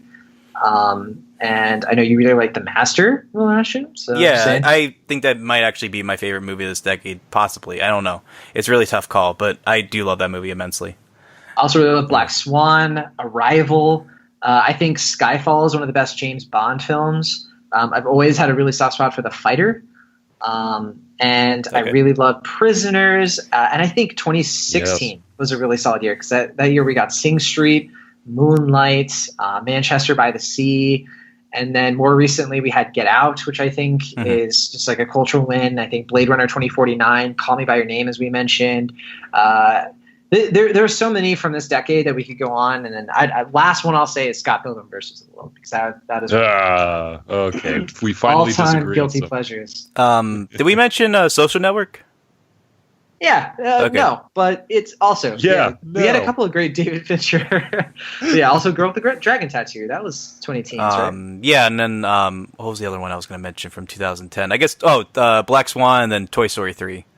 Yeah, I mentioned both of those. Okay, so it's a good decade, but I think for me, like we were talking about, I mean, 2000s are just overwhelming. I forgot to mention, I know it's from 2008, but The Wrestler is, I think, a masterpiece by all measures of the definition. I know that's not 2007, that's 2008, but I do love that movie so much. That's another reason why I consider the 2000s among the best. Well, we offhandedly mentioned, though, that 2008 was good just in the sense of, like, The Dark Knight, the first Iron Man. That was a strong year. I think that it doesn't get overlooked or anything, but I do think it's worth bringing up. Sure. And, of course, the 2000s has Shrek, which of course, yeah. I think you're a fan of. Yeah, and then we have The Cat in the Hat in 2003, which we've talked about quite a bit on my podcast. For the 20-teens, they have Shrek Forever After, so who's to say? Yeah, I mean, it's a tough call. I mean, you know. The 20-teens do have How to Train Your Dragon and How to Train Your Dragon 2, which are two of the best DreamWorks films. I mean, I will say, I guess a thorn in 2007's side is that was a year that Shrek the Third came out, which does kind of deflate the grandeur and of it. Spider-Man 3. And I like Spider-Man 3. movie. Don't you dare start this conversation. All right, so we got to that move on. was 07. What's that? This is... Go ahead, Sam. Huh? The B movie was 07. Oh, yeah, B movie, yeah. Yeah, don't you dare forget. This is from commenter Uma Berman. Uma Berman said, Cinemaholics, I have a question. What was your last experience with Blockbuster Video? No John Mulaney jokes. I'm preemptively striking that. And I think this is in relation to the news that there's only one Blockbuster Video left in the United States. That's the one in Bend, Oregon. But aside from that one, Dish Network has the rights to Blockbuster Video, and that company is basically kaput. Although I think the last one in Bend is probably going to be around for a little while at least. Mm-hmm. Last experience, why don't you start us off, Maverick Hines? Do you remember the last time you went to Blockbuster? I don't remember my last experience there, but I do have a weird story from just a time I was there. One time, I was hanging out with my dad on one of my... He isn't around a lot in my childhood, so that's why it sticks out, because I just remember being with my dad at Blockbuster. And I remember the clerk, or like the, whatever, the guy who was working there, was like trying to sneakily suggest that my dad could buy drugs from him, but like he wasn't sneaky at all. Like, the dude was just cracked out of his mind. Hey, you want some drugs? And the funny part of my story is that I'm like 70% sure my dad bought some. Please tell me the movie you rented was Scarface. I can't remember. Honestly, that's the other funny part, is I don't remember renting a movie. I think we just went to Blockbuster. Maverick, I think it was his plan to get drugs then. Damn, you know what? So, you just remember going to Blockbuster and then your dad shaking some guy's hand for a long time and then going home? Kind of, yeah. It was a weird drive home, too. It was like sporadic. Yeah. I'm sorry, Maverick. That's my childhood, everybody. All right. On that note, Sam Noland, bring us home. Yeah, it's interesting because I'm quite a bit younger than you guys, so Blockbuster was never got to be a big part of my life, unfortunately. There was one near my house, I remember, and I would go there, and I would actually, rather than getting movies, I would get video games and I'd play them, and I'd like beat them, and then I'd bring them back. And I'll never forget, I got the Kung Fu Panda video game in 2008 and played it obsessively. And I didn't want to bring it back to Blockbuster, but I had to. But right around like 2010 or 11 was when they sort of started dropping off, or probably even earlier than that, in fact. And so I never got to those formative years. Like, you think about the movies you watch when you're like 13 or 14, they really inform a lot of who you are. And by the time I was 13, Blockbuster was all but gone. And so honestly, the stuff that's informed me most is probably what I watched on Netflix, to be honest, which is weird to think about. I had to do this like self-reflection in preparation for this question. But yeah, what is my last memory? I don't remember, unfortunately. I just sort of have a general idea of like, oh yeah, it's just this place that you go to. And of course, if I had known like at the time what the significance of it was, I think I would have appreciated it more, but I was 8, so I could not. Sounds to me like what I'm hearing at least is that once you're able to finish Kung Fu Panda the video game, you're gonna have some closure with Blockbuster Video. I like to think that you're still holding on to that game. And that I still have it. Oh, do you I still have the Blockbuster the tag on it. Oh, okay, you have it. I can see it from where I am right now. I still have it. So what you're saying is you're a thief. It's like on a shrine. Yes. I like to think that he's keeping the memory of it alive. He's keeping the memory of Blockbuster alive. But the day that he loses it, or like, oh, I just took out some old junk, Sam, said Sam's father. That's the day that the last Blockbuster door is going to shut down.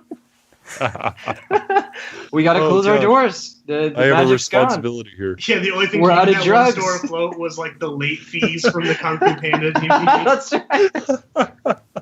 That's why I can never keep money long enough for my There paycheck. you go. Right. You are bankrolling the final Blockbuster. You're welcome, everyone. All right. My last experience with Blockbuster, I don't remember the exact one, but I remember one of them. There was a moment when like our Blockbuster had to like be cut in half in size, and then they turned the building. Half of it became Blockbuster, and the other half was like a Starbucks. And there's just some sort of like capitalistic thematic imagery going on there. But that Blockbuster, I remember because I was hanging out with one of my friends that I worked with at a movie theater. And so we went to Starbucks, we were hanging out, and she was like, we got to go to Blockbuster. And I was like, where? Like next door. So we go into Blockbuster, and I hadn't been in so long. Like this was like 2011. And the Blockbuster in my hometown had stayed open a little bit longer than some of the other ones, I guess. But she was like trying to sell me on Blockbuster, and she was telling me is like, oh, this is so great, and like I make, like for like $2 I can rent all these movies. And I was like, girl, like I'm on this Netflix, like I can watch whatever I want. And, like I just remember being so arrogant about it, and not really looking at the like the value of like video stores at the time. And I'm really happy there are still video stores out there. I mean, they haven't died off. I think it's Blockbuster obviously has, but you can still find video stores in a lot of places. Where I used to live in San Francisco, there was like a video store like right down the street that was really cool. And there isn't like any where I live right now, unfortunately. But when we go to the Alamo Draft House, you can still rent and buy DVDs, and so that stuff sort of lives on. But I wish that I had taken advantage when I had the chance. Yeah. Now there's like a Burger King. What a melancholy answer to that question. Yeah, well, there was a big storm like a little less than a year ago, and the building that the Blockbuster used to be in apparently got like messed up or something too. So like that's just one thing after another. But okay, Will Ashton, I think you're last to go. Yeah, I was gonna say. I mean, I can't remember the exact last time I went to Blockbuster, and if I recall, it wasn't really much of an experience the last time, at least, because I think. For me, my time as far as video store experiences, I guess they're more spent with like family video. And do you guys know what Giant Eagle is? Like in Scrubs, JD gets on Turk's back. What? Eagle? No, it's like a grocery store. Oh, same okay, thing. never mind. There's a grocery store chain in PA called Giant Eagle, and there was a video store in there. I think it was called Iggle. Like Iggel. I don't remember exactly, but I remember like Piggly Wiggly, but Eagle? I don't know, but I mean, I'm aloof to your references right now, but I just remember like going to stores. I just remember like that like kind of overwhelming feeling in a good way, like of just kind of going into a video store and just seeing the shelves upon shelves of videos. And I remember with Blockbuster in particular, it was two experiences I remember was like getting, I guess, Spirited Away and Napoleon Dynamite like the day they both came to DVD. Because I remember with Spirited Away, like the first time I got it, it was like it just won Best Animated Feature, and it beat did it beat Monsters Inc. and something else, or am I thinking? No, that's not true. It was 2002. Okay, yeah, no, I was trying to remember what anime movies came out the year that it won. Well, Nothing there was remarkable, Incredibles. I don't think. No, that was 2004. That was 04, John.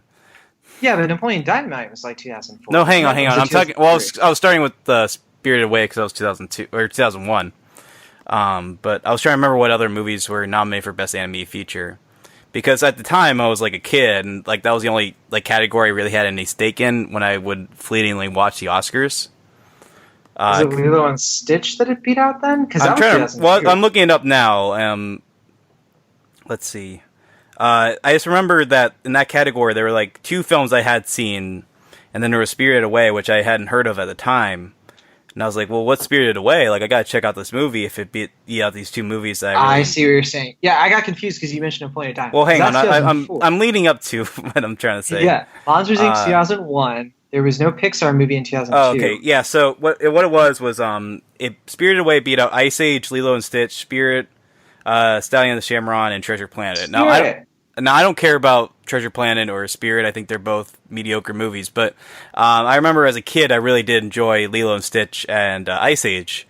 And I was like kind of gunning for either of those 2 films to win. And ultimately, Spirited Away won, which is a film at the time I didn't hear about. And I was like, what is Spirited Away? Like, what's this film? And I knew like Disney was involved, but I didn't really know much about it. So I remember as a kid, like vividly like going into Blockbuster and like looking up high on the shelf and like picking out the one DVD for Spirited Away. And then I like watched like 20 minutes of it, and then like that's when the family was turning into pigs, and I got scared and I didn't watch the rest of it at the time. True story. And then Napoleon Dynamite, that was a movie at the time. I mean, you know, like Sundance Buzz is a little different now because like there's like Twitter and all these social media sites that like, you know, as soon as like the screening's done, people can like tell you like, oh, this is a movie to see or whatever. But at the time, you know, this was a Sundance hit that like really had like buzz in the traditional sense where like it was word of mouth. Like people were like, oh, like there's this comedy. It's really low budget, no big names in it, but like, you know, you check it out, you know, Napoleon Dynamite. And then I remember like seeing the trailer when I went to a birthday party for Garfield the movie and seeing it. And I was like, oh, this looks funny. And then I just remember like the day it came out, I remember like the same experience. I went to see Napoleon Dynamite and like I saw it like just before it got like really popular in my grade. And like I just remember vividly like getting it from Blockbuster and like just like having that like kind of preemptive feeling of like, I guess it wasn't like before the movie got popular, but it was like before it got popular in my grade, and just like kind of like seeing the movie like that was going to be like the movie of that year for people my age was like, you know, indelible for the Blockbuster experience. So those are my memories with Blockbuster. I have to say, because you kind of glossed over it, but Sam Noland does not like Spirited Away, which really I think is one of the best films of all time. I mean, I was gonna say I did watch the whole thing eventually in college, and I do think while I do love My Neighbor Totoro as Miyazaki's filmography is concerned, I do think that's probably his best film is Spirited Away. I'm one of the biggest Lilo and Stitch fans you'll find. And I love Lilo and Stitch. I mean, it's a really tough call between those two for that category. But, I think they're both really, really good films. But, Sam, why, I mean, if you don't mind me asking, why do you not like Spirited Away? You know, it's a question I've asked myself a lot of times, because I've seen the movie 4 times. Okay. And I have tried to get it. And by the way, might I add, if you're going to throw me under the bus like this, I'm at least lassoing. Welcome to my world, Sam. Neither me nor Anthony Battaglia nor Jason Reed like Spirited Away, so we're like the 3 old men hosts of Anyway, That's All I Got who don't like this wonderful animated movie. And it is wonderful. I think the animation is fantastic. It's a striking world. I guess what it really boils down to is that for whatever reason, which I've never been able to properly articulate, I just don't get into the story. That's basically what it is. I just like I want Chihiro to succeed, but I don't really care that much. And I want to, and I've tried to, and I feel like one day maybe I'll get it. But this is one that I want to like, and I feel bad for not liking, frankly. But I can't do it. Like I've tried to do it, and I just haven't been able to yet. So maybe one day, but not today. You guys I apologize for throwing you under the bus, Sam. It's something we've talked about off the air, and so I hold grudges. That's all. Do you guys want to hear a trivia fact about Spirited Away? I just learned right now. All right, then we got to move on. Yeah, so I guess apparently at the Oscars when the movie won Best Animated Feature, Miyazaki was not present for the award ceremony. Do you guys want to know who picked the award up in Miyazaki's place? I know who it was. Yep. Ray Romano. No, I wish. Just kidding. What? How great would that be? Hey, thanks everyone. You tried. No, it was Cameron Diaz. Oh wow, close. Is that like the most 2001 thing ever? All right, so we got. I like Cameron Diaz. But this is from emailer Braden. Braden had 3 questions, each one specific to everybody, excluding Sam. I'm sorry, Sam. Yeah, Braden, it's not, that's okay. Well, Sam, you can considering- answer all these questions. I think that's what I like to think. So yeah, Sam, if you want to, you can share this one with me because I know you love some of the movies behind this one. But the first one was addressed to me, John. What's your favorite animated film that's not from Disney, Pixar, DreamWorks, or Ghibli? And I bring you up, Sam, because you did a whole anyway, that's all I got episode about like your favorite non-Disney films. But right. except you actually went into DreamWorks and Studio Ghibli, which is why that's actually where the Spirited Away discussion came in. But yeah, no. So for me, I have a few that I was trying to decide between. I'll just say my favorite one is probably The Iron Giant, Brad Bird's 1999 film. Your year, Sam. That's why Yeah, that's right. I think The Iron Giant is just an amazing achievement. It's one of the most rewatchable animated films. It stands up there with just really the very best. And this is a hard question because obviously I love a lot of Disney, Pixar, and DreamWorks films and Ghibli films. But there's also Your Name, which I think sometimes people confuse that with Ghibli, but it's not. That was a movie that just came out a couple of years ago. But I really enjoy that one. It's from I forget who made it, but I think it's a Japanese animated film with a lot of the production value of a Studio Ghibli film, and it's kind of like Freaky Friday meets I know Freaky Friday meets just like a very like stylized anime, but it's also just like in a really good sense. Like I people who follow me, I really love anime. Like I'm into Boruto and My Hero Academia and a lot of that stuff. But Your Name is just a really great film. Kubo and the Two Strings, which I think Maverick you just saw for the first time, right? Yeah, I love that movie. That's a fantastic. It's probably my favorite Leica film. It's up there with Paranorman for me and Coraline. And then Fantastic Mr. Fox. I have a really soft spot for that one.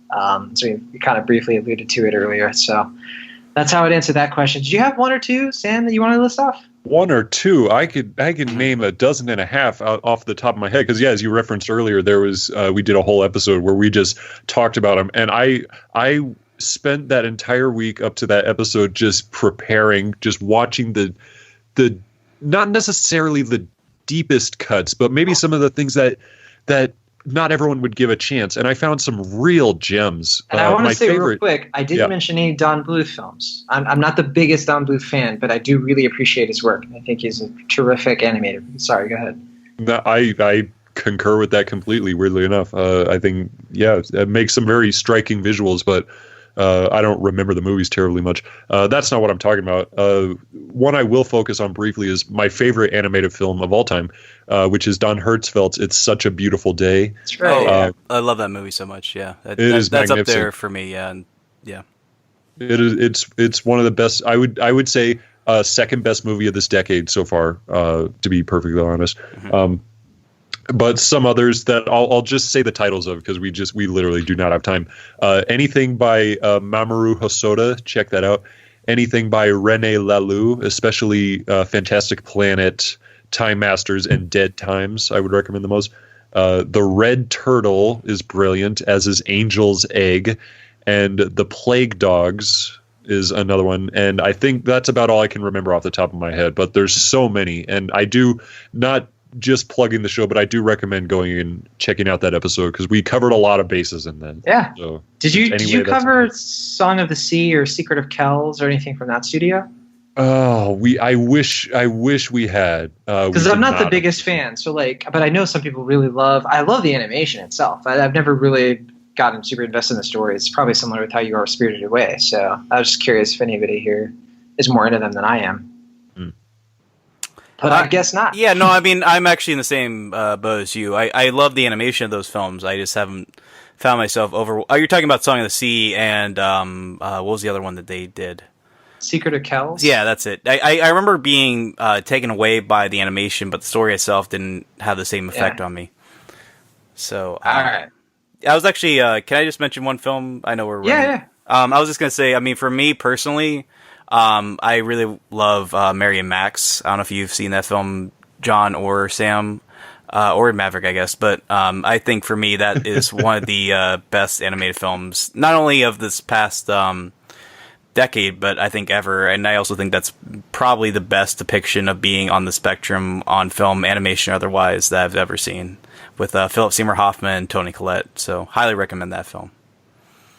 Yeah, I haven't seen it, but you've mentioned it before, and it's on my list. Yeah. Yeah, I love that movie to pieces. I would recommend it to everybody and anybody. And I know you really love Anomalisa too. Yes, of course. Yes, yeah. That's my favorite movie of 2015. So, there. Yeah. Linklater's done a couple too, John. So I know. Yeah, Scanner Darkly and Waking Life. Yeah. You guys know how much I love the Linklater. Okay, right. This question is for Will, Ash, and Will. Would you rather watch Batman v Superman or Suicide Squad? Oh, Batman v Superman. Next question. Which I was curious, like, why would they ask you this? I don't know. I thought the same thing. I mean, I did not like Suicide Squad. I thought it was like an absolute mess. I mean, you know how gunny I am to support Batman v Superman, often, against my better judgment. But yeah, I don't know. It's like the Spider-Man 3 of 2016. Okay, yeah. Correct me if I'm wrong, weren't you the one that was actually supporting Suicide Squad in our conversation about it on Now Conspiring? Yeah, I think I prefer Suicide Squad. Mr. I throw people under the bus. Yeah, and I stand to it. Suicide Squad is actually like watchable. That's the difference.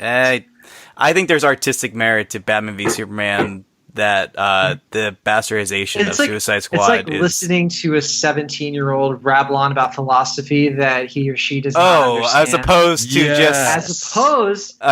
somebody who like being around that same person at a college party where they're just having a good time, and it's embarrassing, but you're just glad you're there. I mean, that is the greatest comparison I've ever heard to those as two opposed movies. to Suicide Squad, where I feel like I'm getting hit in the head with a hammer 15 times. Yeah. It's college, man. What are you I love having brain damage. Of course. I mean, I guess if the drinking didn't do that, then that'll certainly do it. You only live once. All right, this one's from Maverick. Maverick, what is the movie that you want to see the most that you just haven't gotten around to seeing? It's like the hardest question anyone's ever asked me. I have a small list because I'm shamefully missing out on just out on a ton of movies. So these are the ones that I settled on: Godfather, Lawrence of Arabia, Bridge Over River Kwai, Schindler's List, Seven Samurai, and Goodfellas. I mean, we gotta talk about seeing all of those back to back. So I mean, I don't mean to dismiss you, Maverick, but you have not seen The Godfather? I haven't seen a single one. Wow. Well, you haven't seen Goodfellas. Well, no, okay, hang on. Now, Godfather is a bigger exception than Goodfellas. Like, Godfather is like taught in film classes, and that's true, and it's shown on TNT like every day. Godfather is extremely long. I actually can understand why somebody would not watch The Godfather, because that is a very long movie, and that is to what you were saying before. There are some movies that are so well hyped. I can imagine somebody just being like, "Well, sure, that's it just fair. Seems like a movie that I haven't seen, so why see it now?" But okay, for one, I agree with you. That's fair. But at the same time, I do feel like Godfather is one of those movies that's kind of like a rite of passage. Like, even for people who aren't traditionally like cinemaholics like ourselves, like people who are cinema sober. Like, I think that's like a rite of passage movie. Like people be like, you're like 13, 14, your dad kind of pulls you aside and it's like, okay. That's the list, Will. Okay. I'm just saying, okay, fair, okay. I do think that it will pop your cherry a little bit, Maverick, in terms of like film going, because Maverick, honestly, Godfather. Let me clarify again. That's why I said I wanted to watch it. I will say, Godfather changed my life when I saw it. It really did. I mean, and that's not even talking about Godfather Part 2. I mean, holy cannoli. Oh my goodness, watching those movies back to back. But see, that's the thing. Not everybody has a situation where their father is introducing. That's fair. I mean, I don't mean to generalize. I apologize if I did. Yeah, but I mean, my dad didn't watch movies with me, and nor did mine. But it's the same deal. And, I think that's very great. Like if you get to have that experience, obviously, but sometimes when you're seeking movies on your own, you don't know what to look for until it's too late. I guess I misspoke a bit. Maybe I should have said like your dad. I mean, I guess I just feel like at some point someone puts you aside and you just kind of sit down and watch at least like half of The Godfather or something. I apologize for saying, for generalizing as one's father, but I just feel like there's like that's just kind of a rite of passage movie in a lot of ways. So I apologize for generalization of that statement, but. Anyway. Maverick has this look on his face of like, that's why I wanted to see it. Okay. Fair enough. I apologize for putting you on the spot, Maverick. It's fine, Will. Maverick, I'll sit you down here soon, and we'll watch the whole trilogy. You know what you could do for me, John? Yeah. We can move on to the next question. That's a good idea. The next question is from Trent. What 2017 movie would you vote for Best Popular Movie? The Oscars has put out. So this is a reference to the Oscars having they were going to do a film category that is actually no longer going to happen, and it was best, or what was it, like most outstanding achievement in popular film or best something popular like that. film. Yeah, I think that's what they like officially or unofficially called it. So they want to. So this listener wants to know from like 2017. So this was last year, obviously. We already mentioned a few 2017 movies. What would you put as best popular movie, if you will? I want to hear from you, Sam Noland. Do you have a pick for this? I do have a pick, and I actually there was really no question in my mind about it. It's interesting because like most of the backlash, or at least part of the backlash I was hearing towards this category in the short span of time that it was gonna be a thing, was that, oh well, how do you even qualify that? Like, what are the criteria for that? Is it box office or word of mouth or critical reception, or it'd just be too wishy-washy, and it would things would get lost, I feel like.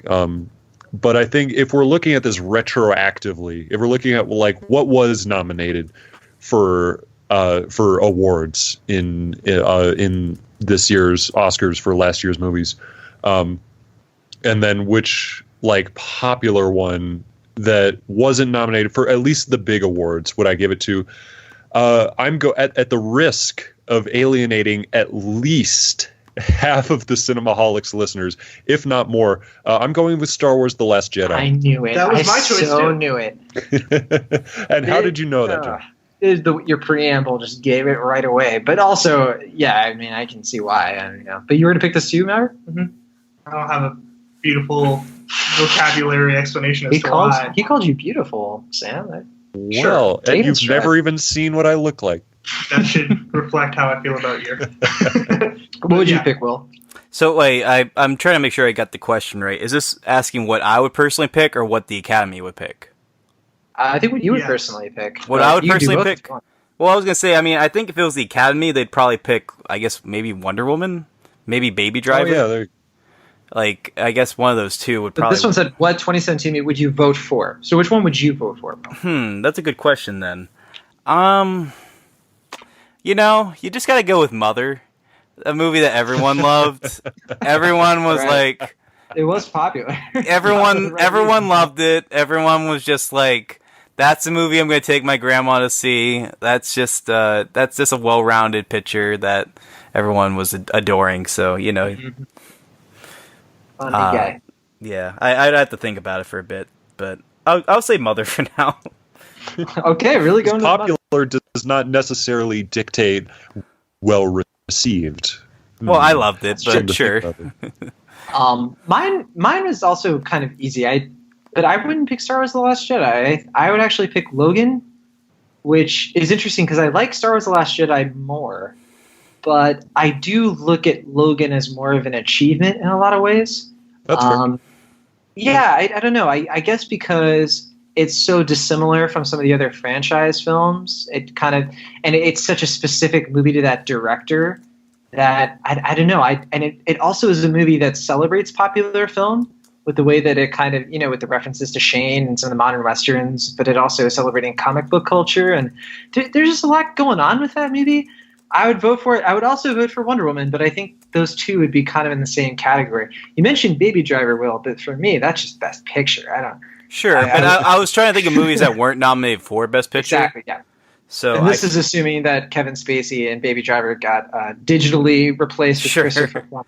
Yeah, I was actually thinking about that. Like, do you think the movie would have the same reception had those allegations come out like in the summer? Well, it was after the fact, though. That's what I mean. That's what I'm talking about. Like, they came out in the summer. The movie came out in the summer. Backlash to Baby Driver happened before the Kevin Spacey backlash. Well, okay. Well, I'm not even talking about backlash. I'm just talking about from that Kevin Spacey point alone. Do you think that would have affected the film at all? Like, I mean, I guess it would have to, right? Probably, yeah. Yeah. It probably would have been nominated for a lot more. I don't think it was nominated for anything now that I think about it. Not even any editing categories, which was such a. Oh no! Didn't it win Best Editing? I don't think so. Sure? But maybe my memory is lapsed. I think it did actually win Best Editing. Well, I apologize if that's the case. I'll check again, but I mean, yeah, I'm pretty sure it did win for that, or at least was nominated for it. And that and sound production, I thought. But really, because for some reason, maybe it's because I'm such a grumpy. Okay, so no, actually, it did not win, but it was nominated for Best Editing, Sound Mixing, and Sound Editing. Okay, I guess I'm gonna have to assume Dunkirk probably took those awards.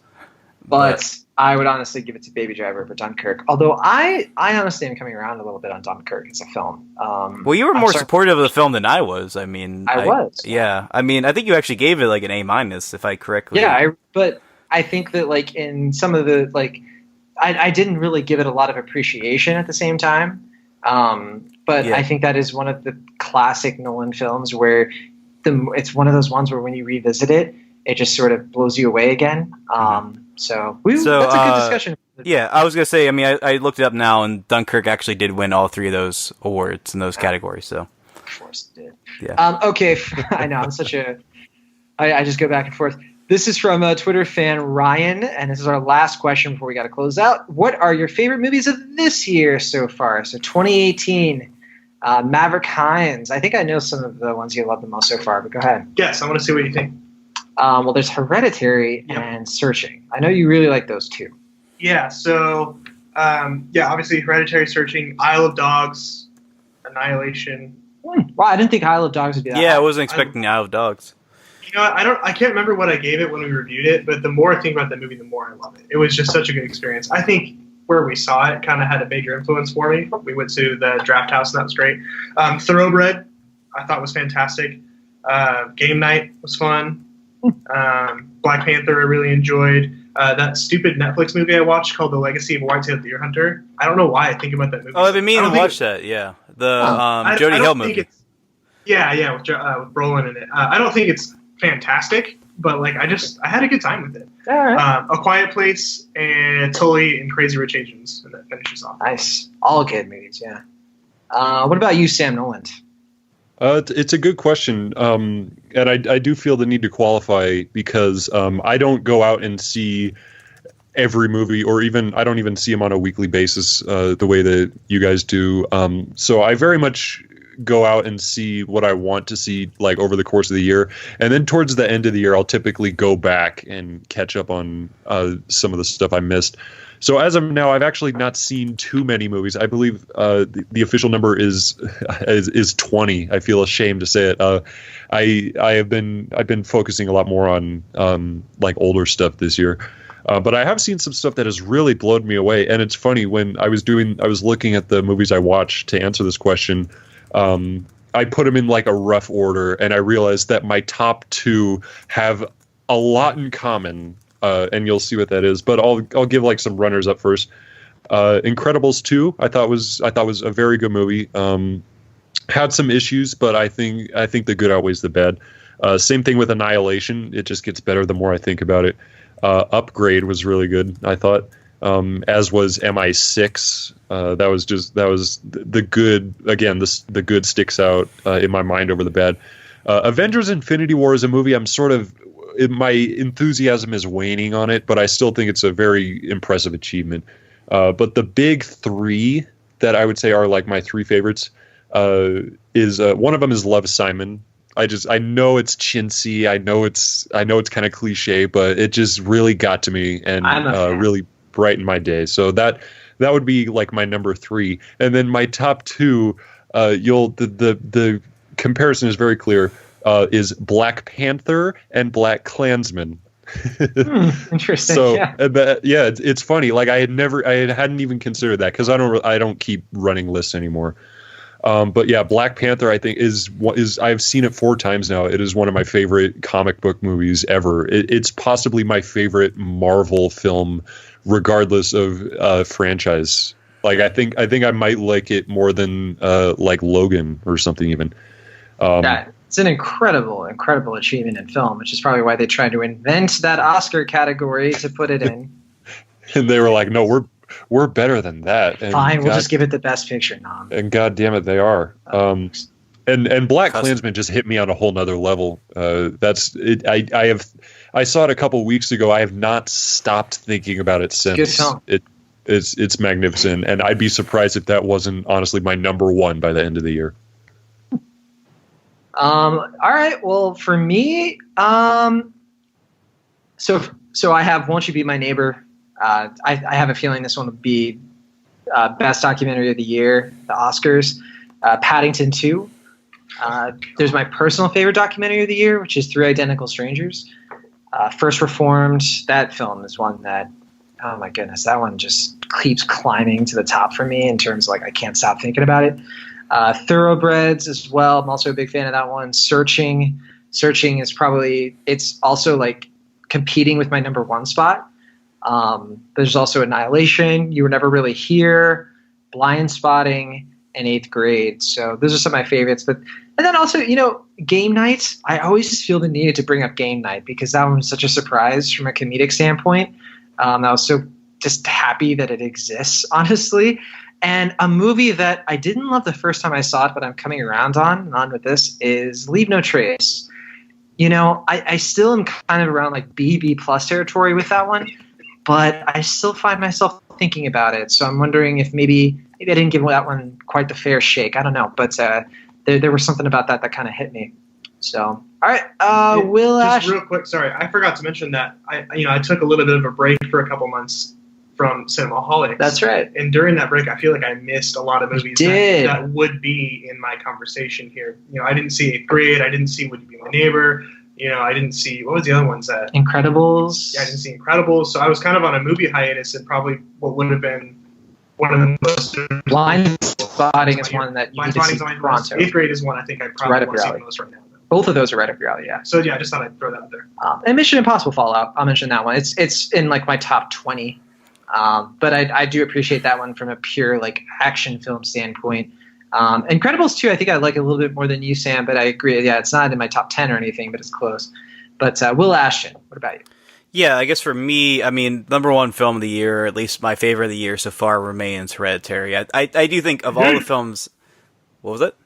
I was cheering. Oh, okay. I thought it was like a shock, like huh, like surprise, but sorry. Yeah, no, I do think of all the films I've seen this year, that's the one that really has taken a hold of me, and I'm sorry, John, that you haven't loved it as much as I have or Maverick has. But... It's in my top 30. Okay, but I'm just mean that like I just feel like that movie like affected me on like a soul level in a way that most other movies this year haven't, or actually most movies from the past like 3 years haven't. I don't know, it just really kind of shook me to the bone in a way that a lot of movies have not recently.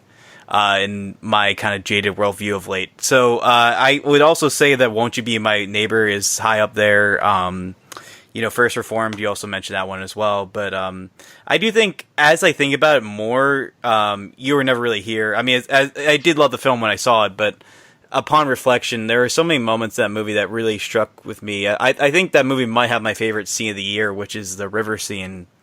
Which, I mean, that scene was so good. It almost brought me to tears as I was watching it in the theater.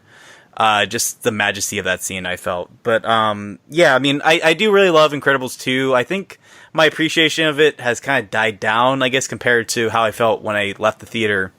I do think there's a lot to value in that film, but I guess I think there's some kind of rushed story things that haven't quite sat with me as well as when I first saw it. But I do really like Black Panther, Annihilation, Paddington 2, as you mentioned. A film we haven't mentioned yet, Death of Stalin. I really did enjoy that film a lot, and I think you guys might have fallen asleep during it, but I think that right. That might be my I think that is the best comedy I've seen this year. Although Game Night is a close second for me. I don't know. I really didn't. Death of Stalin higher than Hereditary. So. Yeah. I mean, I will say Mission Impossible Fallout. I love that film. I think that's probably my favorite blockbuster of the year. Actually, no, second favorite, probably behind Black Panther. But yeah, I would say those films, and then a couple others that I did really enjoy. I think I mentioned Eighth Grade, and then Damsel is a film that really struck with me. Also, a film I haven't gotten to talk about yet on the podcast, but Madeline's Madeline is a film I really did enjoy, and I think that's a movie that has kind of been wrapping around my mind a lot since I saw it, and I hope I can talk about that next week, or if not, the week after. But yeah, I mean, there's a lot of films to appreciate this year. Also, I think Tully is a film that I had some problems with as far as the last act, but those first two acts are really, really solid, and I think Charlize Theron and Mackenzie Davis' performances in that film were really good. So I think there's a lot to appreciate this year. And Upgrade, it's a fun blockbuster that kind of flew under radar in many ways, but I enjoyed that film immensely for the theatrical experience I got. So yeah, a lot to appreciate. Yeah, but there is one movie that we forgot to mention, that is the Cloverfield Paradox, which I no joke, when I was making my list, I almost wrote that down as a joke just to see like what you. Oh, perfect. Well, I was thinking about it just because, of course, Sam Noland came on Cinemaholics to talk about it. So that's why it's. I don't know if I mentioned it, but First Reformed I also quite enjoyed as well, and I think that might be among the most relevant. Yeah. Okay, yeah, I was gonna say that movie might be among the most relevant of the year, and I think that movie, if it weren't for some things I had some issues with, the end might be my number one film of the year. So, which I count as bonuses and pluses, but go ahead. Yeah, that's fine. Sure. Okay, I guess we can talk about that more at length at a different time. So, let's wrap for this. now. Yeah. That's all. We got. It's been a rough 2 hours. That was very long. Will Ashton was worried that we wouldn't have enough questions. That's true. Yeah, so, I thought we weren't going to get a direct enough. quote from Will Ashton earlier today. So this will be like a half hour. So, with that said, we are out of here. But thank you so much for listening. If you love our show, give us a review on Apple Podcasts, Google Play, Stitcher, wherever you find us. And thank you for being such great listeners and for giving us questions in the first place. We hope we can do this again soon. Hopefully in a more of a controlled time. But this is a lot of fun. Sam Noland, thank you for finding us. And where can people find your spin-off show? Anyway, that's all I got. You can find Anyway, That's All I Got on its own podcast feed. It's just the title of it. Anyway, That's All I Got. And also once a month, we do have like a crossover episode on the Cinemaholics feed, the very feed you're listening to right now. Oh. We give like one episode that we want to give. We want to get like a bigger audience to perhaps entice listeners to come over to our show. And I think the crossover episode for this month is going to be coming up relatively soon. So keep an eye out for that. Keep an ear out, you may say. Yes. Keep 2 ears as often as you can spare them. Yes. Whatever senses you feel the need to sacrifice in order to keep a lookout for Anyway. That's all I got. All right, a lot of impressions came in just there on the wire, but thank you, Sam. That was great. I don't know how accurate any of them sound since I lost my voice to the whips of technology. All right, well, thank you again, everybody, for listening. With that, from the Internet California, I am Jon and Maveryke. And for the Internet Pennsylvania, I'm Will Ashton. From the Broadway basement, I'm Maveryke. And from the Internet Colorado, I'm apparently Sam Noland. See you next time.